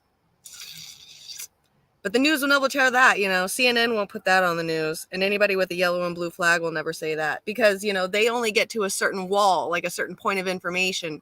And then they're like, that's all I need to know. There's nothing else to it. And then that's where they stay. Instead of learning a little bit more. Asking. Kind of like what did RT News, their slogan used to be? Ask more. So that's why they're no longer around, is because they ask more instead of just stopping at the wall that the mainstream media puts in our faces every fucking day. On the Twitter. Okay, cool. Thank you. Then their children and grandchildren. It will define whether it will be a democracy of Ukrainians and for Americans for all. This battle cannot be frozen or postponed. It cannot be ignored, hoping that the ocean or something else will provide a protection. From the United States to China, from Europe to Latin America, and from Africa to Australia, the world is too interconnected and interdependent to allow someone to stay aside and at the same time to feel safe when such a battle continues. Our two nations are allies in this battle. And next year will be a turning point. Yeah, Amber, I saw that. I saw that yesterday. Somebody was complaining on Twitter the fact that his wife went out and spent more money in a single day than what most people make here in America in a fucking year, which $40,000, I know a lot of people that don't even make half that in a year. A lot. In California, I know a lot of people. Like personally, I know a lot of people that don't even make half that in a year. But she's out there spending $40,000 fucking dollars in a day while he's asking the French government for more money. Exactly. Tell me this isn't no sub fucking corrupt ass shit. Yeah, right. Like they're in a fucking war. His wife needs another fucking nose job, most likely. The RT slogan, yeah, exactly, was question more. See? And that's why they're no longer around, is because they were questioning more, the right fucking thing to do. So, a couple of grifting con people, yeah. I'm going to watch this. I want to look up what she looks the point like. When Ukrainian courage and American resolve must guarantee the future of our common freedom, the freedom of people who stand for their values.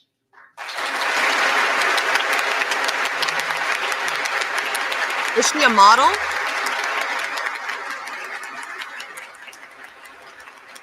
Ladies and gentlemen, Americans, yesterday before coming here to Washington, D.C., I was at the front line in our Bakhmut, An architect, in our strongholds in the east of Ukraine, in the Donbass. So she's in a media, the Russian yeah. military and mercenaries have been attacking Bakhmut nonstop since May. They have been attacking it day and night, but y'all, his wife is a fucking screenwriter. Tell me she don't write his shit for him. Tell me she don't. Tell me she fucking don't. Yeah, like the whole green screen and everything. His wife is a screenwriter. She knows all about the fucking Hollywood scene. Oh my God. I swear we live in the Matrix. We live in the fucking Matrix and this is all a show. This is the biggest show in the world. I can't believe this. This is why I don't pay attention to this shit. Oh, it's so depressing.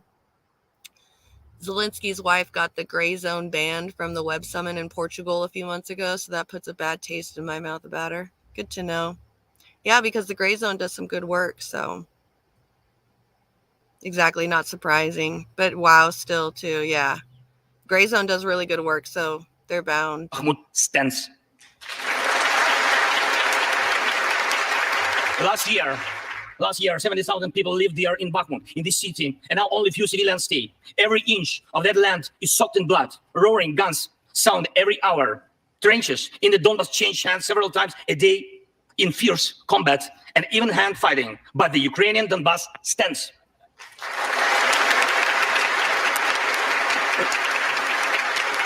So wrong.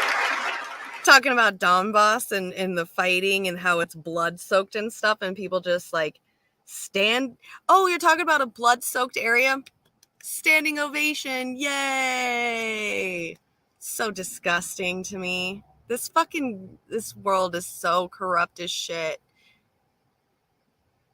Because none of those people are going to die. None of them. They're fucking safe. They're good. They're golden. So they get to do the standing ovation.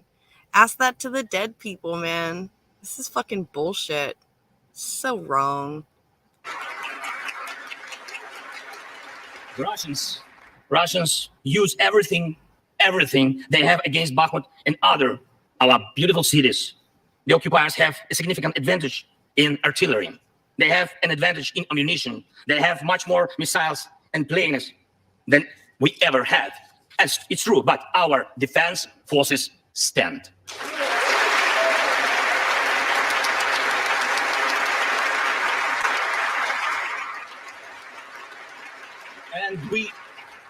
And we all are proud of them. The Russians' tactic is primitive. They burn down and destroy everything they see. They send. How is that primitive? How is Russia's destroying everything they see, in his words, primitive? That means he's winning and you're losing. So that's why you're asking for more money. You just admitted right there that he's fucking winning.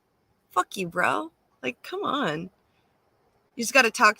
It's like kids in high school when they tell their friends about what their side of the story is happening in a fight. They're like, man, he fought me, but it was just a sucker punch, man. I wasn't even paying attention. It was not fair. I could have beat his ass. This is so Zelensky. Oh my fucking God. To the front lines. They sent convicts to the war. They threw everything against us, similar to the other tyranny, which is in the Battle of the Bulge. Threw everything it had against the free world, just like the brave American soldiers, which held their lines and fought back Hitler's forces during the Christmas of 1944. Brave Ukrainian soldiers. Don't ever fucking bring up 1944 and World War II and Hitler against fucking Russia, because if there's anybody that lost the most troops in World War II, it was fucking Russia. So if anything, Russia's the one that won that fucking war. Fuck you. We lost like hundreds of thousands. They lost fucking millions of troops. Russia won that war. America didn't win that war. So you don't ever fucking bring Hitler in when it comes to Russia and shit in the World War II. That's some line you don't fucking touch right there, because Russia won that shit. Are doing the same to Putin's forces this Christmas. Ukraine holds its lines and will never surrender.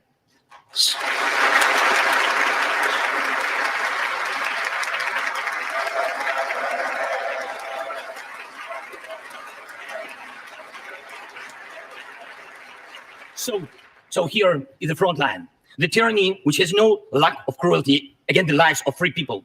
And your support is crucial, not just to stand. Tyranny has knows no lack of cruelty. Yeah, you're doing it to your own people, and then you're having us send you more warplanes for it. Okay, I got that. So I'm going to show you guys. So after all of this happened yesterday, thank you, Warren, for sharing this with me. Max Blumenthal said, he posted up a tweet last night, said, caught up with the Ukraine diaspora delegation on their way into the capital to cheer for Zelensky. Oh, so this was right before he went to go talk to Congress. They told me $45 billion wasn't enough. Neo-Nazis do not exist in Ukraine, and the banning of the Russian wing of the Orthodox Church and Oppo parties was justified because martial law. Yeah, before the speech. So let's see what in their own words what they have to say. Is 45 billion not enough? Nope. Not enough?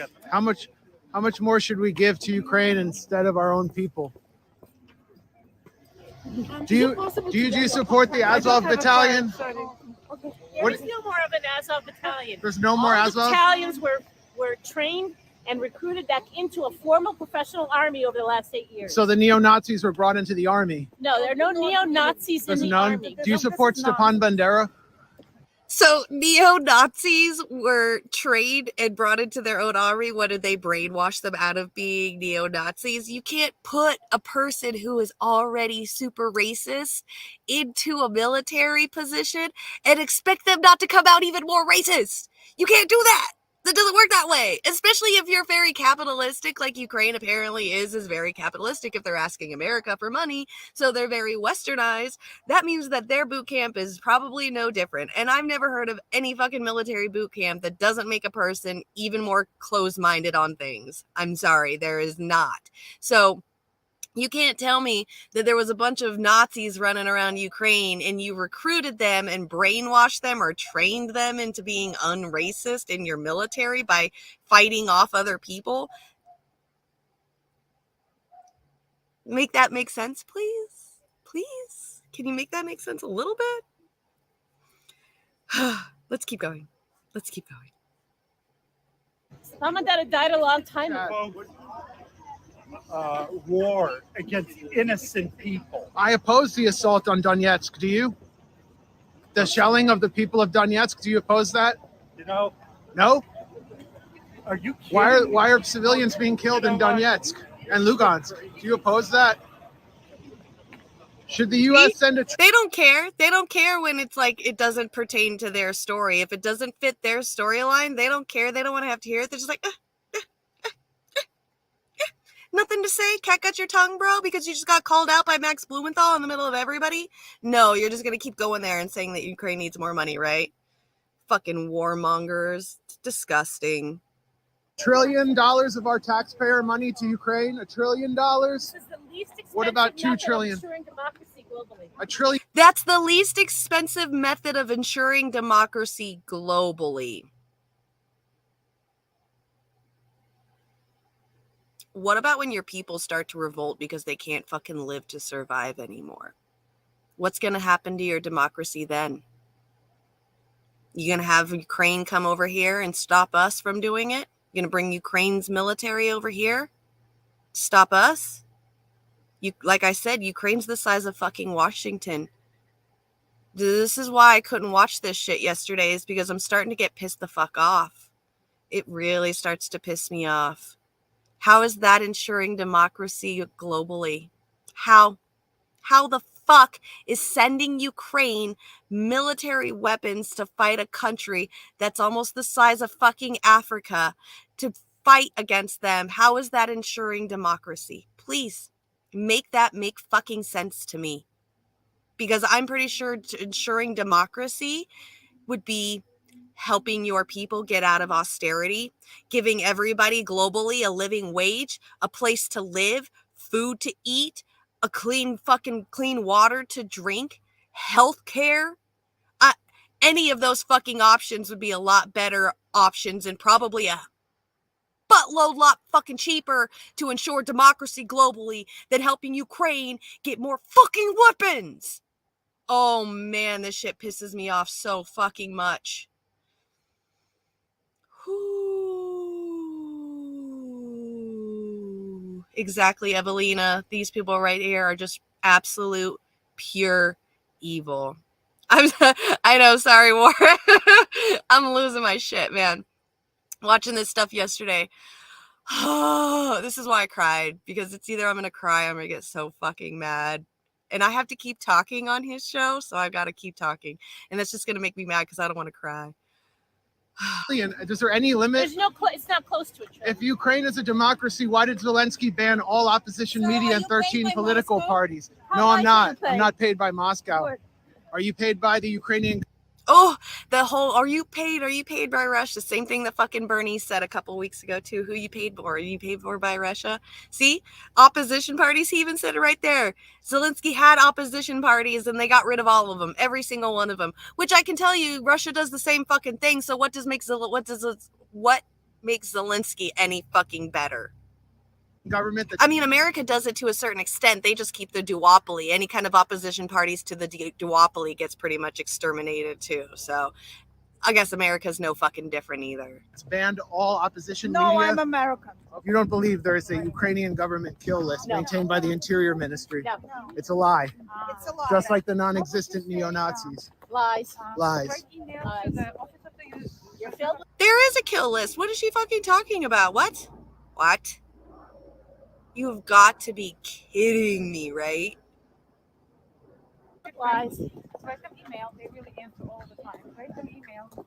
So no answer about if Ukraine is a democracy, why did Zelensky ban 13 opposition parties? Martial law. Read the definition of martial law. Sounds undemocratic. Why did he ban the Russian wing of the Orthodox Church? Wait, and what? 13 opposition. So no answer about if Ukraine is a democracy, why did Zelensky ban 13 opposition parties? Martial law. Read the definition of martial law. Wait, so he was able to, see, this is where I didn't pay attention. He was able to stop 13 opposition parties from running against him because he called in martial law. How is martial law democracy? Make that make sense.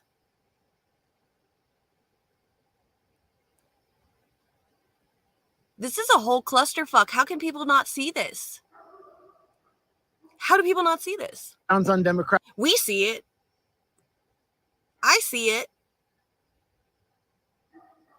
I don't understand why people just are like, they just like, lies, not real.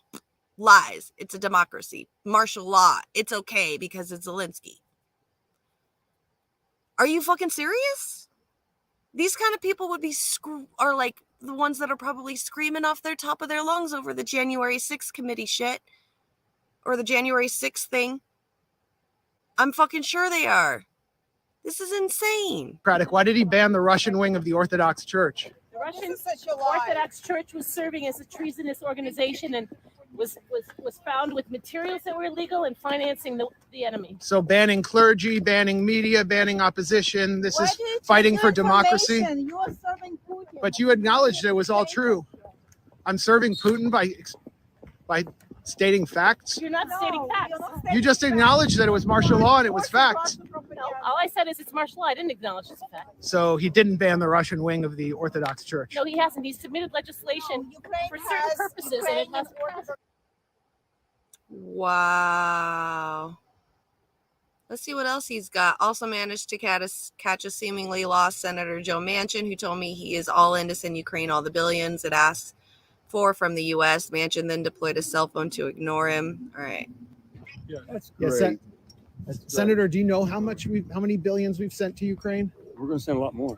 Yeah, you want to send more? Oh, absolutely. I'm all in. I'm all in. You're all in? Yeah. Do you, okay, what you got? do you have guys? any problem with Tell me what Zelensky you got. banning every opposition party? What's that? Bring the bag. Senator, how do we know where the Meet me. weapons are going? Meet me at the. Just meet me at the. In the well there. You know, in the bottom where you come in. Senator, how do we know where the weapons are going? They've been showing up in Africa and Lake Chad, according to the Nigerian president. Do you support any measure to track the weapons? Meet me there. Okay. Why isn't the money going here where there are homeless encampments surrounding the U.S. Capitol, Senator Manchin? Right. Oh my God, he's so fucking right. Thank you. Thank you, Max. Wow. I should have just listened to Max. He's like already saying what I've been saying for the last fucking 30 minutes. There, see, right there. There it is. Yeah, I saw this yesterday. This shit pissed me off. There's a fucking homeless tent right outside of where he was, seen 2 blocks from the U.S. Capitol as Zelensky appealed for more than $45 billion in additional military aid to continue a proxy war through 2023. And there's fucking homeless tents right there. It's fucking wild to me. Here's the... Yeah, and then I thought this was really funny too. And here's the Ukrainian delegation that told me 45 billion wasn't enough. So here's like one of the ladies. I think these are a couple of the other ladies and the dudes. They all look like, you ever watch like cartoons back in like the 90s or whatever, or cartoon movies where like it's just the rich elites are like just these big, people. Like, look at this dude right here. Like his jacket can barely even like, I'm pretty sure that poor button is hanging on by like hopes and prayers. And this guy, he's like he's like the only one wearing a mask. He's like, you ain't gonna catch my COVID. I'm keeping it in my mask today. And you got like this lady over here with her fucking sunshine. She's like, I'm just bright and sunny today. I couldn't find a blue dress, so I'm just wearing one color of the Ukrainian flag. Man, this just reminds me of like the evil people, like the evil rich people in cartoon movies. So that's wild. It's so gross to me. But I'm glad Max was out there doing this because it's nuts.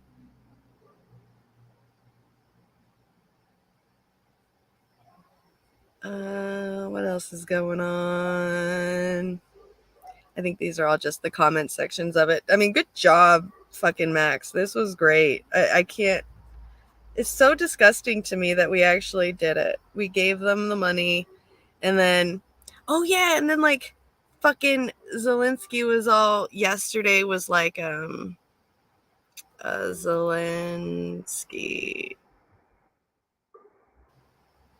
Is this him right here? Yeah.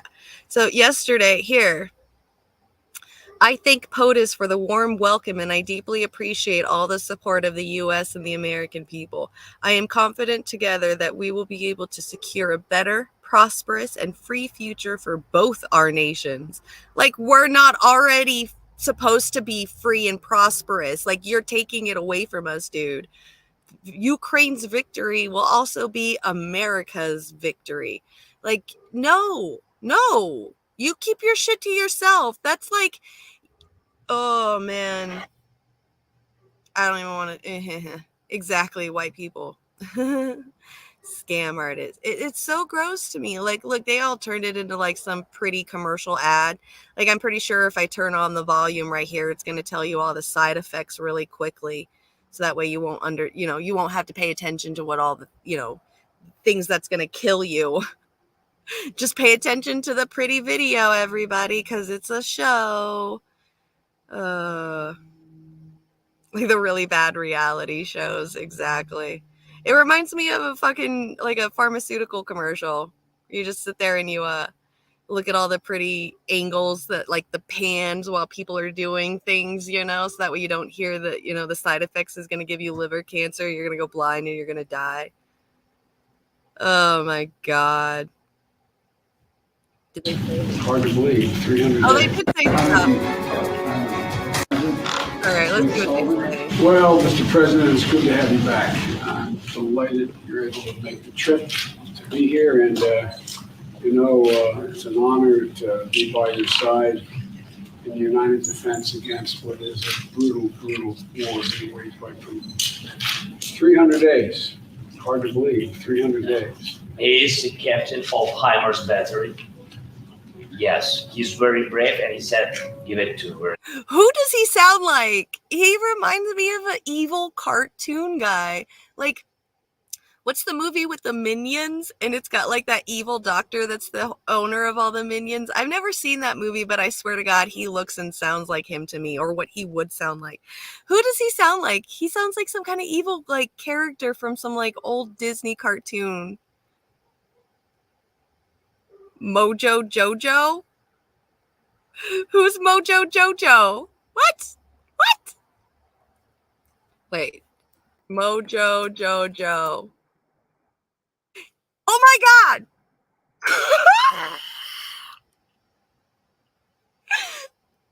I gotta show it because he does look like Mojo Jojo. Oh no! Yeah, the Despicable Me. Yes, Mojo Jojo from the Powerpuff Girls. Tell me that's not Zelensky. Come on. Come on. Come on. It's Mojo Jojo. Yeah, Despicable Me guy. Who is that? Despicable Me.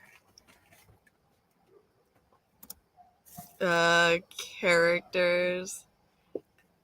That Phineas Grew, this guy. That's what he looks like to me. Yeah, that's what he looks like. You can't tell me he doesn't. Okay, wait. Let me go back to him, because once I go back to the other Chrome tab, you're going to be like, oh, damn. Look at. Tell me that's not. Tell me that's not. Yeah, Gru. That's who it is. It reminds me of Gru. Probably doesn't sound like him, but if I could, sounds like Mojo Jojo. Okay, we're gonna have to listen to Mojo Jojo because that's hilarious. President, and I want to give you that the cross for military merit. That is one. Oh, God love you. That is from him. Thank you. Thank you very much. Appreciate it. What a great honor. Also, We have a few more. Nice little show, little parting, trading of gifts to make it look like they're friends. More people in there. For us. And really, that probably is air defense. Italy, for example, Santi, the name, they have it. An energy network.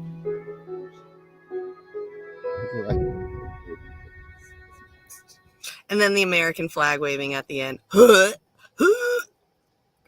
Makes you want to throw. Makes you want to throw up. I don't even know the American theme song. Is it God Bless America? I'm not gonna sing it. Why would you even want to sing it? I don't even know it. Good. I'm English. That's right. I know God Save the Queen though. Well, that's like the same song. What else is going on in the world? Because I'm done watching Mr. Mojo Jojo. Wait, I want to hear what Mojo Jojo sounds like. Hold on. We gonna look up what Mojo Jojo sounds like. Because now you got me curious. YouTube. Okay. Mojo Jojo.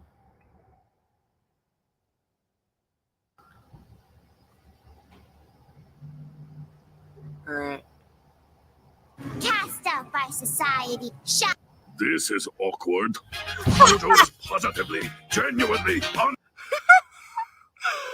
Okay. You right. You right. problem. The cable is just twisted. Oh my God, you're so goddamn right. I'm dead. I may have cried myself to sleep that night, but this here, my onion monster and I. Oh no, you're so right. Now we've got to add Mojo Jojo into his name somehow, because that's exactly what he sounds like. That is nuts. You're so fucking right. That's him. That's exactly the one. I couldn't think of it, and that's who he sounds like. Exactly. See, he sounds like Mojo Jojo. Oh my God. Oh my God. Oh my God. Oh my God. That's the best. Thank you, Warren. That I don't think I could have. Yeah, that's exactly it. Hold on, let's see right here. Yeah.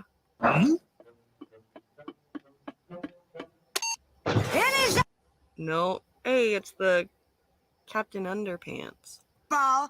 Come on, let me hear your voice, sir.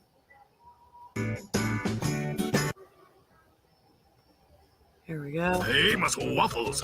They will be the best tasting waffles you have ever tasted. Enjoy. The best tasting waffles. Oh yeah, that's exactly who he sounds like. You're fucking right. Okay. I can't get on it too long, but he sounds like Mojo Jojo. That's the best. I'm here for it. Okay, so next, what happened in the news? Oh yeah, so I mean, not much of a shocker. This week or last week or sometime, I guess the CIA released the rest of the JFK files, proving that JFK was killed by the CIA, which is crazy. I mean, it's shocking, but it's not shocking. Like, we kind of already knew, like a lot of people already knew it. So I think that's maybe why the government, or I mean, the news media is not really covering it that much. Maybe they're just trying to keep it a secret because, you know, it's the mainstream media. But one did decide to talk about it yesterday, or was it yesterday? Make conspiracies real is what it did. Yeah. Okay, so this came out 6 days ago, so it was last week. But Tucker Carlson actually did talk about it on the news, which was actually, you know, I mean, I guess it isn't very shocking because it's Fox, so it's, yeah, I guess none of it was a shocker. Like, I want to be shocked, like, Jesus Christ, people, come on. You know, it's more like holy fuck, you guys, like, at least just fucking talk about it. We already fucking knew, you know, like, it's kind of like the same thing when they finally fully admit to, you know, aliens being out there. We're gonna be like, we already fucking knew. Just fucking talk about it, please. Stop trying to keep it a secret. Stop trying to keep it on the down low. But Tucker Carlson talked about it too, which I thought was wild. So Tucker let's Carlson watch tonight. So Mr. not long Tucker. after Jack Ruby shot Lee Harvey Oswald on camera in the basement of Dallas Police Headquarters, a lot of Americans started to have some questions about the Kennedy assassination. It was, you have to admit, a pretty extraordinary sequence of events. A lone gunman murders the president of the United States, and then, less than 48 hours later, that lone gunman is himself murdered by another lone gunman. What are the odds of that? It's one thing if you get struck by lightning, rare but possible. But if every member of your family also gets struck by lightning all on different days, you might begin to suspect these are not entirely natural events. But oh, replied the US government, they are. This bizarre chain of killings was all entirely natural. So less than a year after the JFK assassination, the Johnson White House released something called the Warren Commission report. And the report concluded that while their motives remained unclear, both Lee Oswald and Jack Ruby had acted alone. No one helped them. There was no conspiracy of any kind. Case closed. Time to move on. And many Americans did move on. At the time, they had no idea how shoddy and corrupt the Warren Commission was. It would be nearly 50 years before the CIA admitted under duress that, in fact, it had withheld information from investigators about its relationship with Lee Harvey Oswald. But even then, at the time, before that was known, the government's explanation didn't seem entirely plausible, and some people started asking obvious questions about it. It was at that point, as Americans started to doubt the official story, that the term conspiracy theory entered our lexicon. As Professor Lance DeHaven Smith points out in his book on the subject, the term conspiracy theory did not exist as a phrase in everyday American conversation before 1964. In 1964, the year the Warren Commission issued its report, the New York Times published 5 stories in which conspiracy theory appeared. Now, today, of course, the term conspiracy theory appears in pretty much every New York Times story about American politics. It's wielded, now as then, as a weapon against anyone who asks questions the government doesn't feel like answering. Right. But despite like, I hate having to agree with fucking Tucker Carlson, but he's right. Like, if it's a conspiracy theory if it doesn't agree with what the mainstream media wants to talk about. And he's right, but his news channel is no fucking different either. Like, his news channel does the same goddamn thing. It's just on the right side instead of the left side. So, but he's the only one that was fucking talking about it. So, you know, I want to 60 years of name calling, those questions have not disappeared. In fact, they have multiplied with time. And here's one of them. In April of 1964, a psychiatrist called Louis Joylan West visited Jack Ruby in his isolation cell in a Dallas jail. According to West's written assessment, he found that Jack Ruby was, quote, technically insane and in need of immediate psychiatric hospitalization. Those are conclusions that, puzzlingly, no one who had spoken to Jack Ruby previously had reached. Ruby had seemed perfectly sane to the people who knew him. Louis Joylan West pronounced him crazy. But that's what they do, though. That's what they do to, like, all of them, too. They did that to a bunch of other people that they accused of doing, like, you know, bombings and shit. They'll say they're crazy, stick them in a fucking in an asylum, and you don't ever hear from them again. And so, you know, that's their patsies. You know, the CIA will set these guys up to be in that area at that time. You know, have like probably an undercover kind of person become friends with that person, so that way they can set it up to be at that time when that incident happens. They turn it into their fault. They make them look crazy, put in an insane asylum, and then you never hear from these guys again. But, you know, we're the conspiracy theorists, though. You know, we're the crazy ones, you know. Not QAnon conspiracies, but, you know, just the old school ones, you know, the old school conspiracy theorists. You know, we're the crazy lunatics, though. But you guys are just admitting to the fact that we were fucking right this whole goddamn time. Now you got my husband running around saying that we didn't land on the fucking moon. We didn't. Motherfuckers. Did not say was that he was working for the CIA at the time. Louis Joylan West was a contract psychiatrist for the spy agency. He was also an expert on mind control and a prominent player in the now infamous MK Ultra program, in which the CIA gave powerful psychiatric drugs to Americans without their knowledge. So of all the psychiatrists in the world, what in the world was this guy doing in Jack Ruby's prison cell?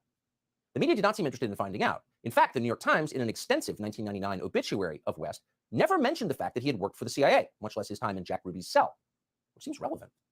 So you can see why non-crazy people would wonder about what really happened. And of course, many have wondered. In 1976, long forgotten, the House of Representatives impaneled a special committee to reinvestigate the JFK assassination. Their bipartisan conclusion? Jack Kennedy was almost certainly murdered as the result of a conspiracy. But the question is, a conspiracy by whom? Well, the obvious suspect would be the CIA. Why else would the agency withhold critical evidence from investigators? Is there a benign explanation for that, for maintaining this level of secrecy for this many years? Not that we're aware of. And it is illegal. In 1992, Congress passed the President John F. Kennedy Assassination Records Collection Act. That act mandated full disclosure of all documents by 2017, 54 years after JFK was killed. The last administration promised to comply fully with that law, but under intense pressure from CIA Director Mike Pompeo, withheld in the end thousands of pages of CIA documents. Today, this afternoon, the Biden administration did exactly the same thing. That would be thousands of pages of documents after nearly 60 years, after the death of every single person involved. But we still can't. So they can't get in trouble. So they cannot get in trouble. That's why they do this 50, 60 year wait and hold, is so that everybody that was a part of it is already dead and they can't get in trouble anymore. And we just look at it as our government was corrupt as shit, not realizing that we're probably still doing the same fucking shit today.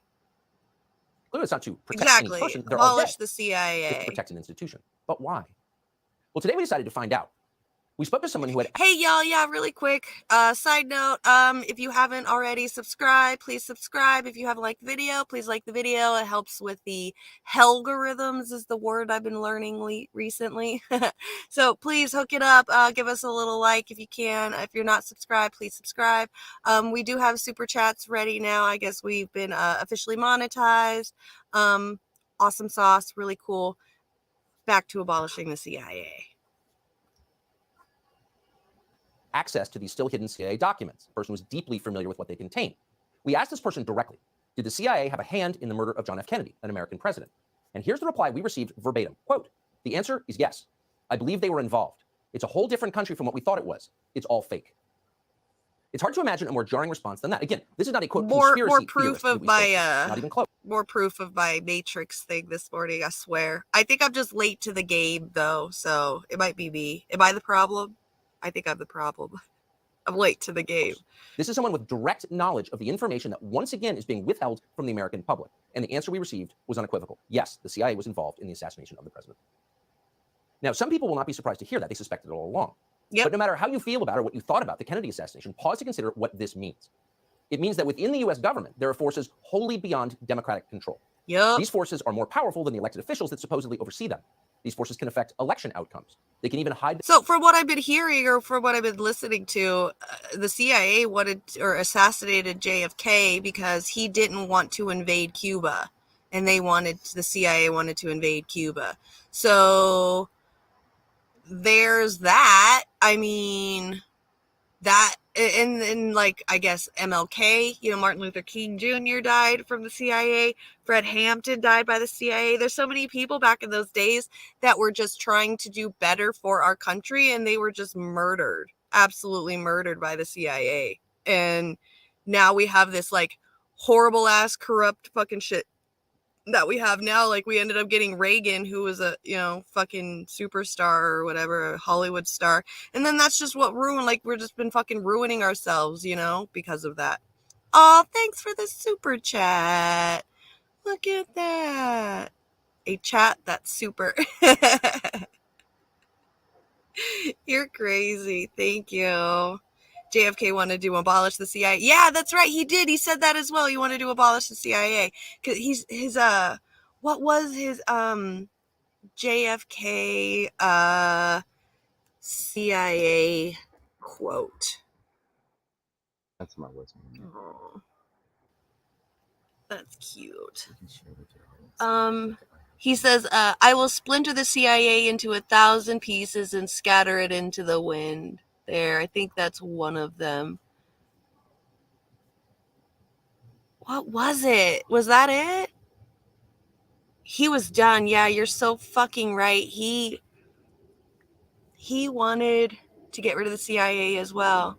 So, I mean, there you go. And then our fucking government just, sorry, I was looking at the pictures of his quotes. But yeah, that's what causes, that's what makes them above the law and get to assassinate people that were just doing better for our country. Like, and now we have what we have. Why is nobody up in a hoopla about it? Okay, we knew that the CIA did it. Now let's find out why, figure out how many more, and then fucking abolish the shit out of them. Get rid of them.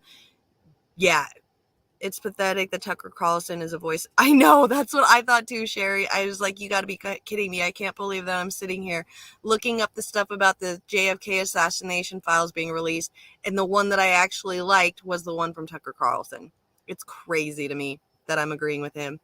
He also said, paraphrasing, that 6% of the world had no business messing with the other 84% or something like that. Yeah, absolutely. I think that's around the time when we had like really good taxes for the 1%. Like, it was really, really high taxes for them. And so there was a lot of evenness, there wasn't that gap, that wealth gap that we have now. Their complicity in the murder of an American president. In other words, they can do pretty much anything they want. They constitute a government within a government, mocking by their very existence the idea of democracy. As cynical as we have become after 30 years of watching government officials ignore the voters who employ them, we were shocked to learn this. It's not acceptable. Americans have trusted their government less with every passing year since the killing of John F. Kennedy. Maybe this is why. And people have known this for I a understood long what time. you bet. The people who knew would include 94% every director of the CIA since November of 1963. And that list would include Obama's CIA director, John Brennan, one of the most sinister and dishonest figures in American life. That list would also include, we are sad to say, our friend Mike Pompeo, who ran the CIA in the last administration. Mike Pompeo knew this. We asked Pompeo to join us tonight, and though he rarely turns down a televised interview, he refused to come. We hope you will reconsider. Mike Pompeo refused to come for an interview for it. Of course he did. Of course he did. Yeah, and like, that's pretty much it. Like, if you go in here and you look up like JFK assassination files, like mainstream media shit, I mean, they're talking about it, they're learning about it, but it's like nothing really that I agree with. It's fucking crazy. It just talks about how they released it and shit, and about this guy. Not about the real stuff. It's crazy that, yeah, he's the voice of reason right now. It's wild. And then also what I've found out as well is this fucking picture right here. So this is how they're actually, so this went to court, I believe, and like where a jury looked it up, and they actually came to the conclusion that the CIA killed him. So they're saying, okay, so like here's him, here's his wife. Can you see you can't see my cursor. Motherfuck. Window? Can I show a cursor with the window then? Yeah. Okay, so here's the wife. Okay, this was the security guard after he started going onto the car, but there's a picture like before this, okay? And here's him right here. Here's the passenger. There's the driver. So they were saying at the beginning that the guy, that the JFK was shot from the back going forward, and that it hit the passenger in the front, and that's how it went. But, and they were saying this picture, the infamous picture, not this one, I think it was like before this, like happened before he was hopping on the car, that her hand, that she was supposed to be reaching for the security guard running away from the situation. But from what it looks like and what they were saying in the court stuff is that, she had blood splattered on her from the side, and that the way that her hand was cupped in the situation was that she was reaching for, sorry for the disgustingness of it, but reaching for a piece of his skull. That she wasn't reaching for the security guard to get away. She was actually reaching for a piece of his skull because it popped off. And so the only way for it to do that, if the back of it, because it was like the back of his head had the skull part ripped out, that means that the only way for a gun to be able to do that is if it was coming out the back of the head, because usually when it goes in, it just makes the hole, and that's when it splinters. And then that's when usually the other end is a lot bigger than the front end. So if this is true in this way, then he wasn't shot from the back, from behind. He was actually shot from the front. The passenger was hit first. He was probably hit. Skull piece popped out the back. She was actually going for the skull piece, and then probably trying to get out afterwards, and he saw she was running back, so maybe he thought she was wanting to get help, so he went to go help her. But yeah, that's that story now. So like they're actually seeing like just with the way that her hand was in that the picture of like a little bit before this picture right here, like a few seconds maybe, that she was actually cupping her hand. That doesn't look like she was reaching out for him, that it would look like she was trying to grab for something. And so they were saying that it was probably the back of his skull, which is crazy to me. So there's like even more proof that like the infamous, picture or the video of her, crawling out the back was actually her going for a piece of him, because the back of him exploded out, which means that he was hit from the front and not from the back. Blah, blah, blah. There it is. That's all I've been learning about it. We've been lied to. And this is what makes conspiracy theories conspiracies and makes them fake to true, is that there actually are a lot of truth in a lot of conspiracy theories. So it's fucking wild. Yeah. That's that. I mean, I could go on for a couple more, but it's already 1:11. And I didn't want to go for 3 hours today. There's just so much to talk about. So maybe I'll just do the 3 hours tomorrow. What else did I miss today? Maybe we can talk. We don't have to talk about winter solstice if you don't want to. I was going to talk about Elon and stuff, but I swear to God, like every fucking day, there's already more and more and more and more and more and more shit going on over there. So, Twitter's just a fucking a troll hellhole over there. It's goddamn wild, but it looks like it's about evening out now. I hope you guys like voted for Snoop Dogg to become the new CEO, because that would be fucking hilarious. But it seems like there's actually some people out there on Twitter even offering him money, Elon some money to invest in the company to become the new CEO. So I don't know. We'll see. We'll see how it goes. It definitely seems like Elon is not as smart as he thinks he is, and he's definitely like making himself very public with the fact that he's not like as smart as he thought he is. But anyway, that's that. Like I said, just keep an eye out for the clips today. I'll probably be clipping some stuff up today. I'll be back on tomorrow, then this weekend. So tomorrow night, we've got the Festivus show over on Extra Boya YouTube channel. So we'll be having a panel of people just doing, if you've ever watched Seinfeld, then you'll know what Festivus is all about. Right? That would be great. Make Julian Assange the CEO of Twitter. That'd be awesome. Thank you. Yeah, so tomorrow night we're gonna have a panel about a bunch of people just hanging out. If you don't want to go on stream, just go into the comment section and just hang out and chill with us. We'll all be there. There's gonna be a lot of people there tomorrow for that. And then Saturday we're gonna have our midnight show. It's gonna be a Christmas Eve, Christmas one. So make sure that you've got all your little Christmas stuff going on. I'll probably my kid likes to unwrap a present. I allow her to unwrap one present the night before Christmas. So maybe I'll bring her on stream and let her open up a Christmas present for the Christmas secret show on Saturday. And then all next week, I'll probably be doing a show every day. I'll probably be back doing a show Monday through Friday again. And then next Saturday, we've got our New Year's Eve show with the Harlan's Media, Chicago Corner, and Savvy Sabs show. So don't forget to keep an eye out for that. I think during this week we're going to be starting to release like what the topics are and all the guests and all the graphics that go with that. So definitely keep your eye out for that. Tomorrow, oh yeah, that's right, tomorrow afternoon, Sherry is going to be joining us. So definitely going to be watch out for that. I think we're going to be talking, I don't think we're talking about inflation. I think it's going to be something else today or tomorrow. Usually really good subjects anyway. So I can't wait. We'll probably talk today a little bit more, get some more from you today, Sherry, to see what we'll talk about tomorrow. Maybe we'll talk about the winter. So you're going to be here tomorrow. So maybe you want to hang out with me and we can talk about winter solstice. I found a YouTube video about what the winter solstice is about. So maybe for our little Christmas special, we can talk about the actual, what it really is about. So maybe you want to join me for that tomorrow too. That would be really, really fun to join me for that. We'll just have some fun tomorrow. Remember to bring your Christmas sweater. If you got an ugly sweater tomorrow, Sherry, wear it, because I'm definitely going to be wearing an ugly Christmas sweater tomorrow. And I believe that's everything. I hope I didn't forget anything. If I did, I'm really sorry. Go check out Brandy and Dee. Go check out the Willie Bragg show. Literally, I think everybody in this comment section has either been on a live stream or has their own live stream. We're all out here, creators supporting creators, just making sure that, you know, what Warren knows the words, the high tides raises all boats or something like that. You know what that means. I'm just always here for helping other YouTubers and content creators out, getting the word out there and making sure that everybody succeeds. I don't feel like I can succeed if my friends aren't succeeding with me. If I'm going up, I want to bring my friends up with me.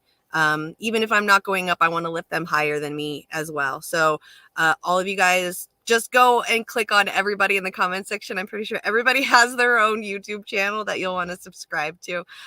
You guys are all awesome. I love you guys. Definitely my fam. I hate saying fam because there's already somebody else that uses that. So thank you for being family when I don't have very much blood family. So thank you so much, you guys, for filling in of that blood family part. Definitely stay warm tomorrow and this winter. There is a storm coming, you guys. So just make sure you all stay warm, stay heated. If you all need anything, let me know. I'm here for all of you. Black hearts all around. I love you guys, and I will see you all tomorrow. Have a good night or a good day, whatever it is for you. Have a good one. Bye.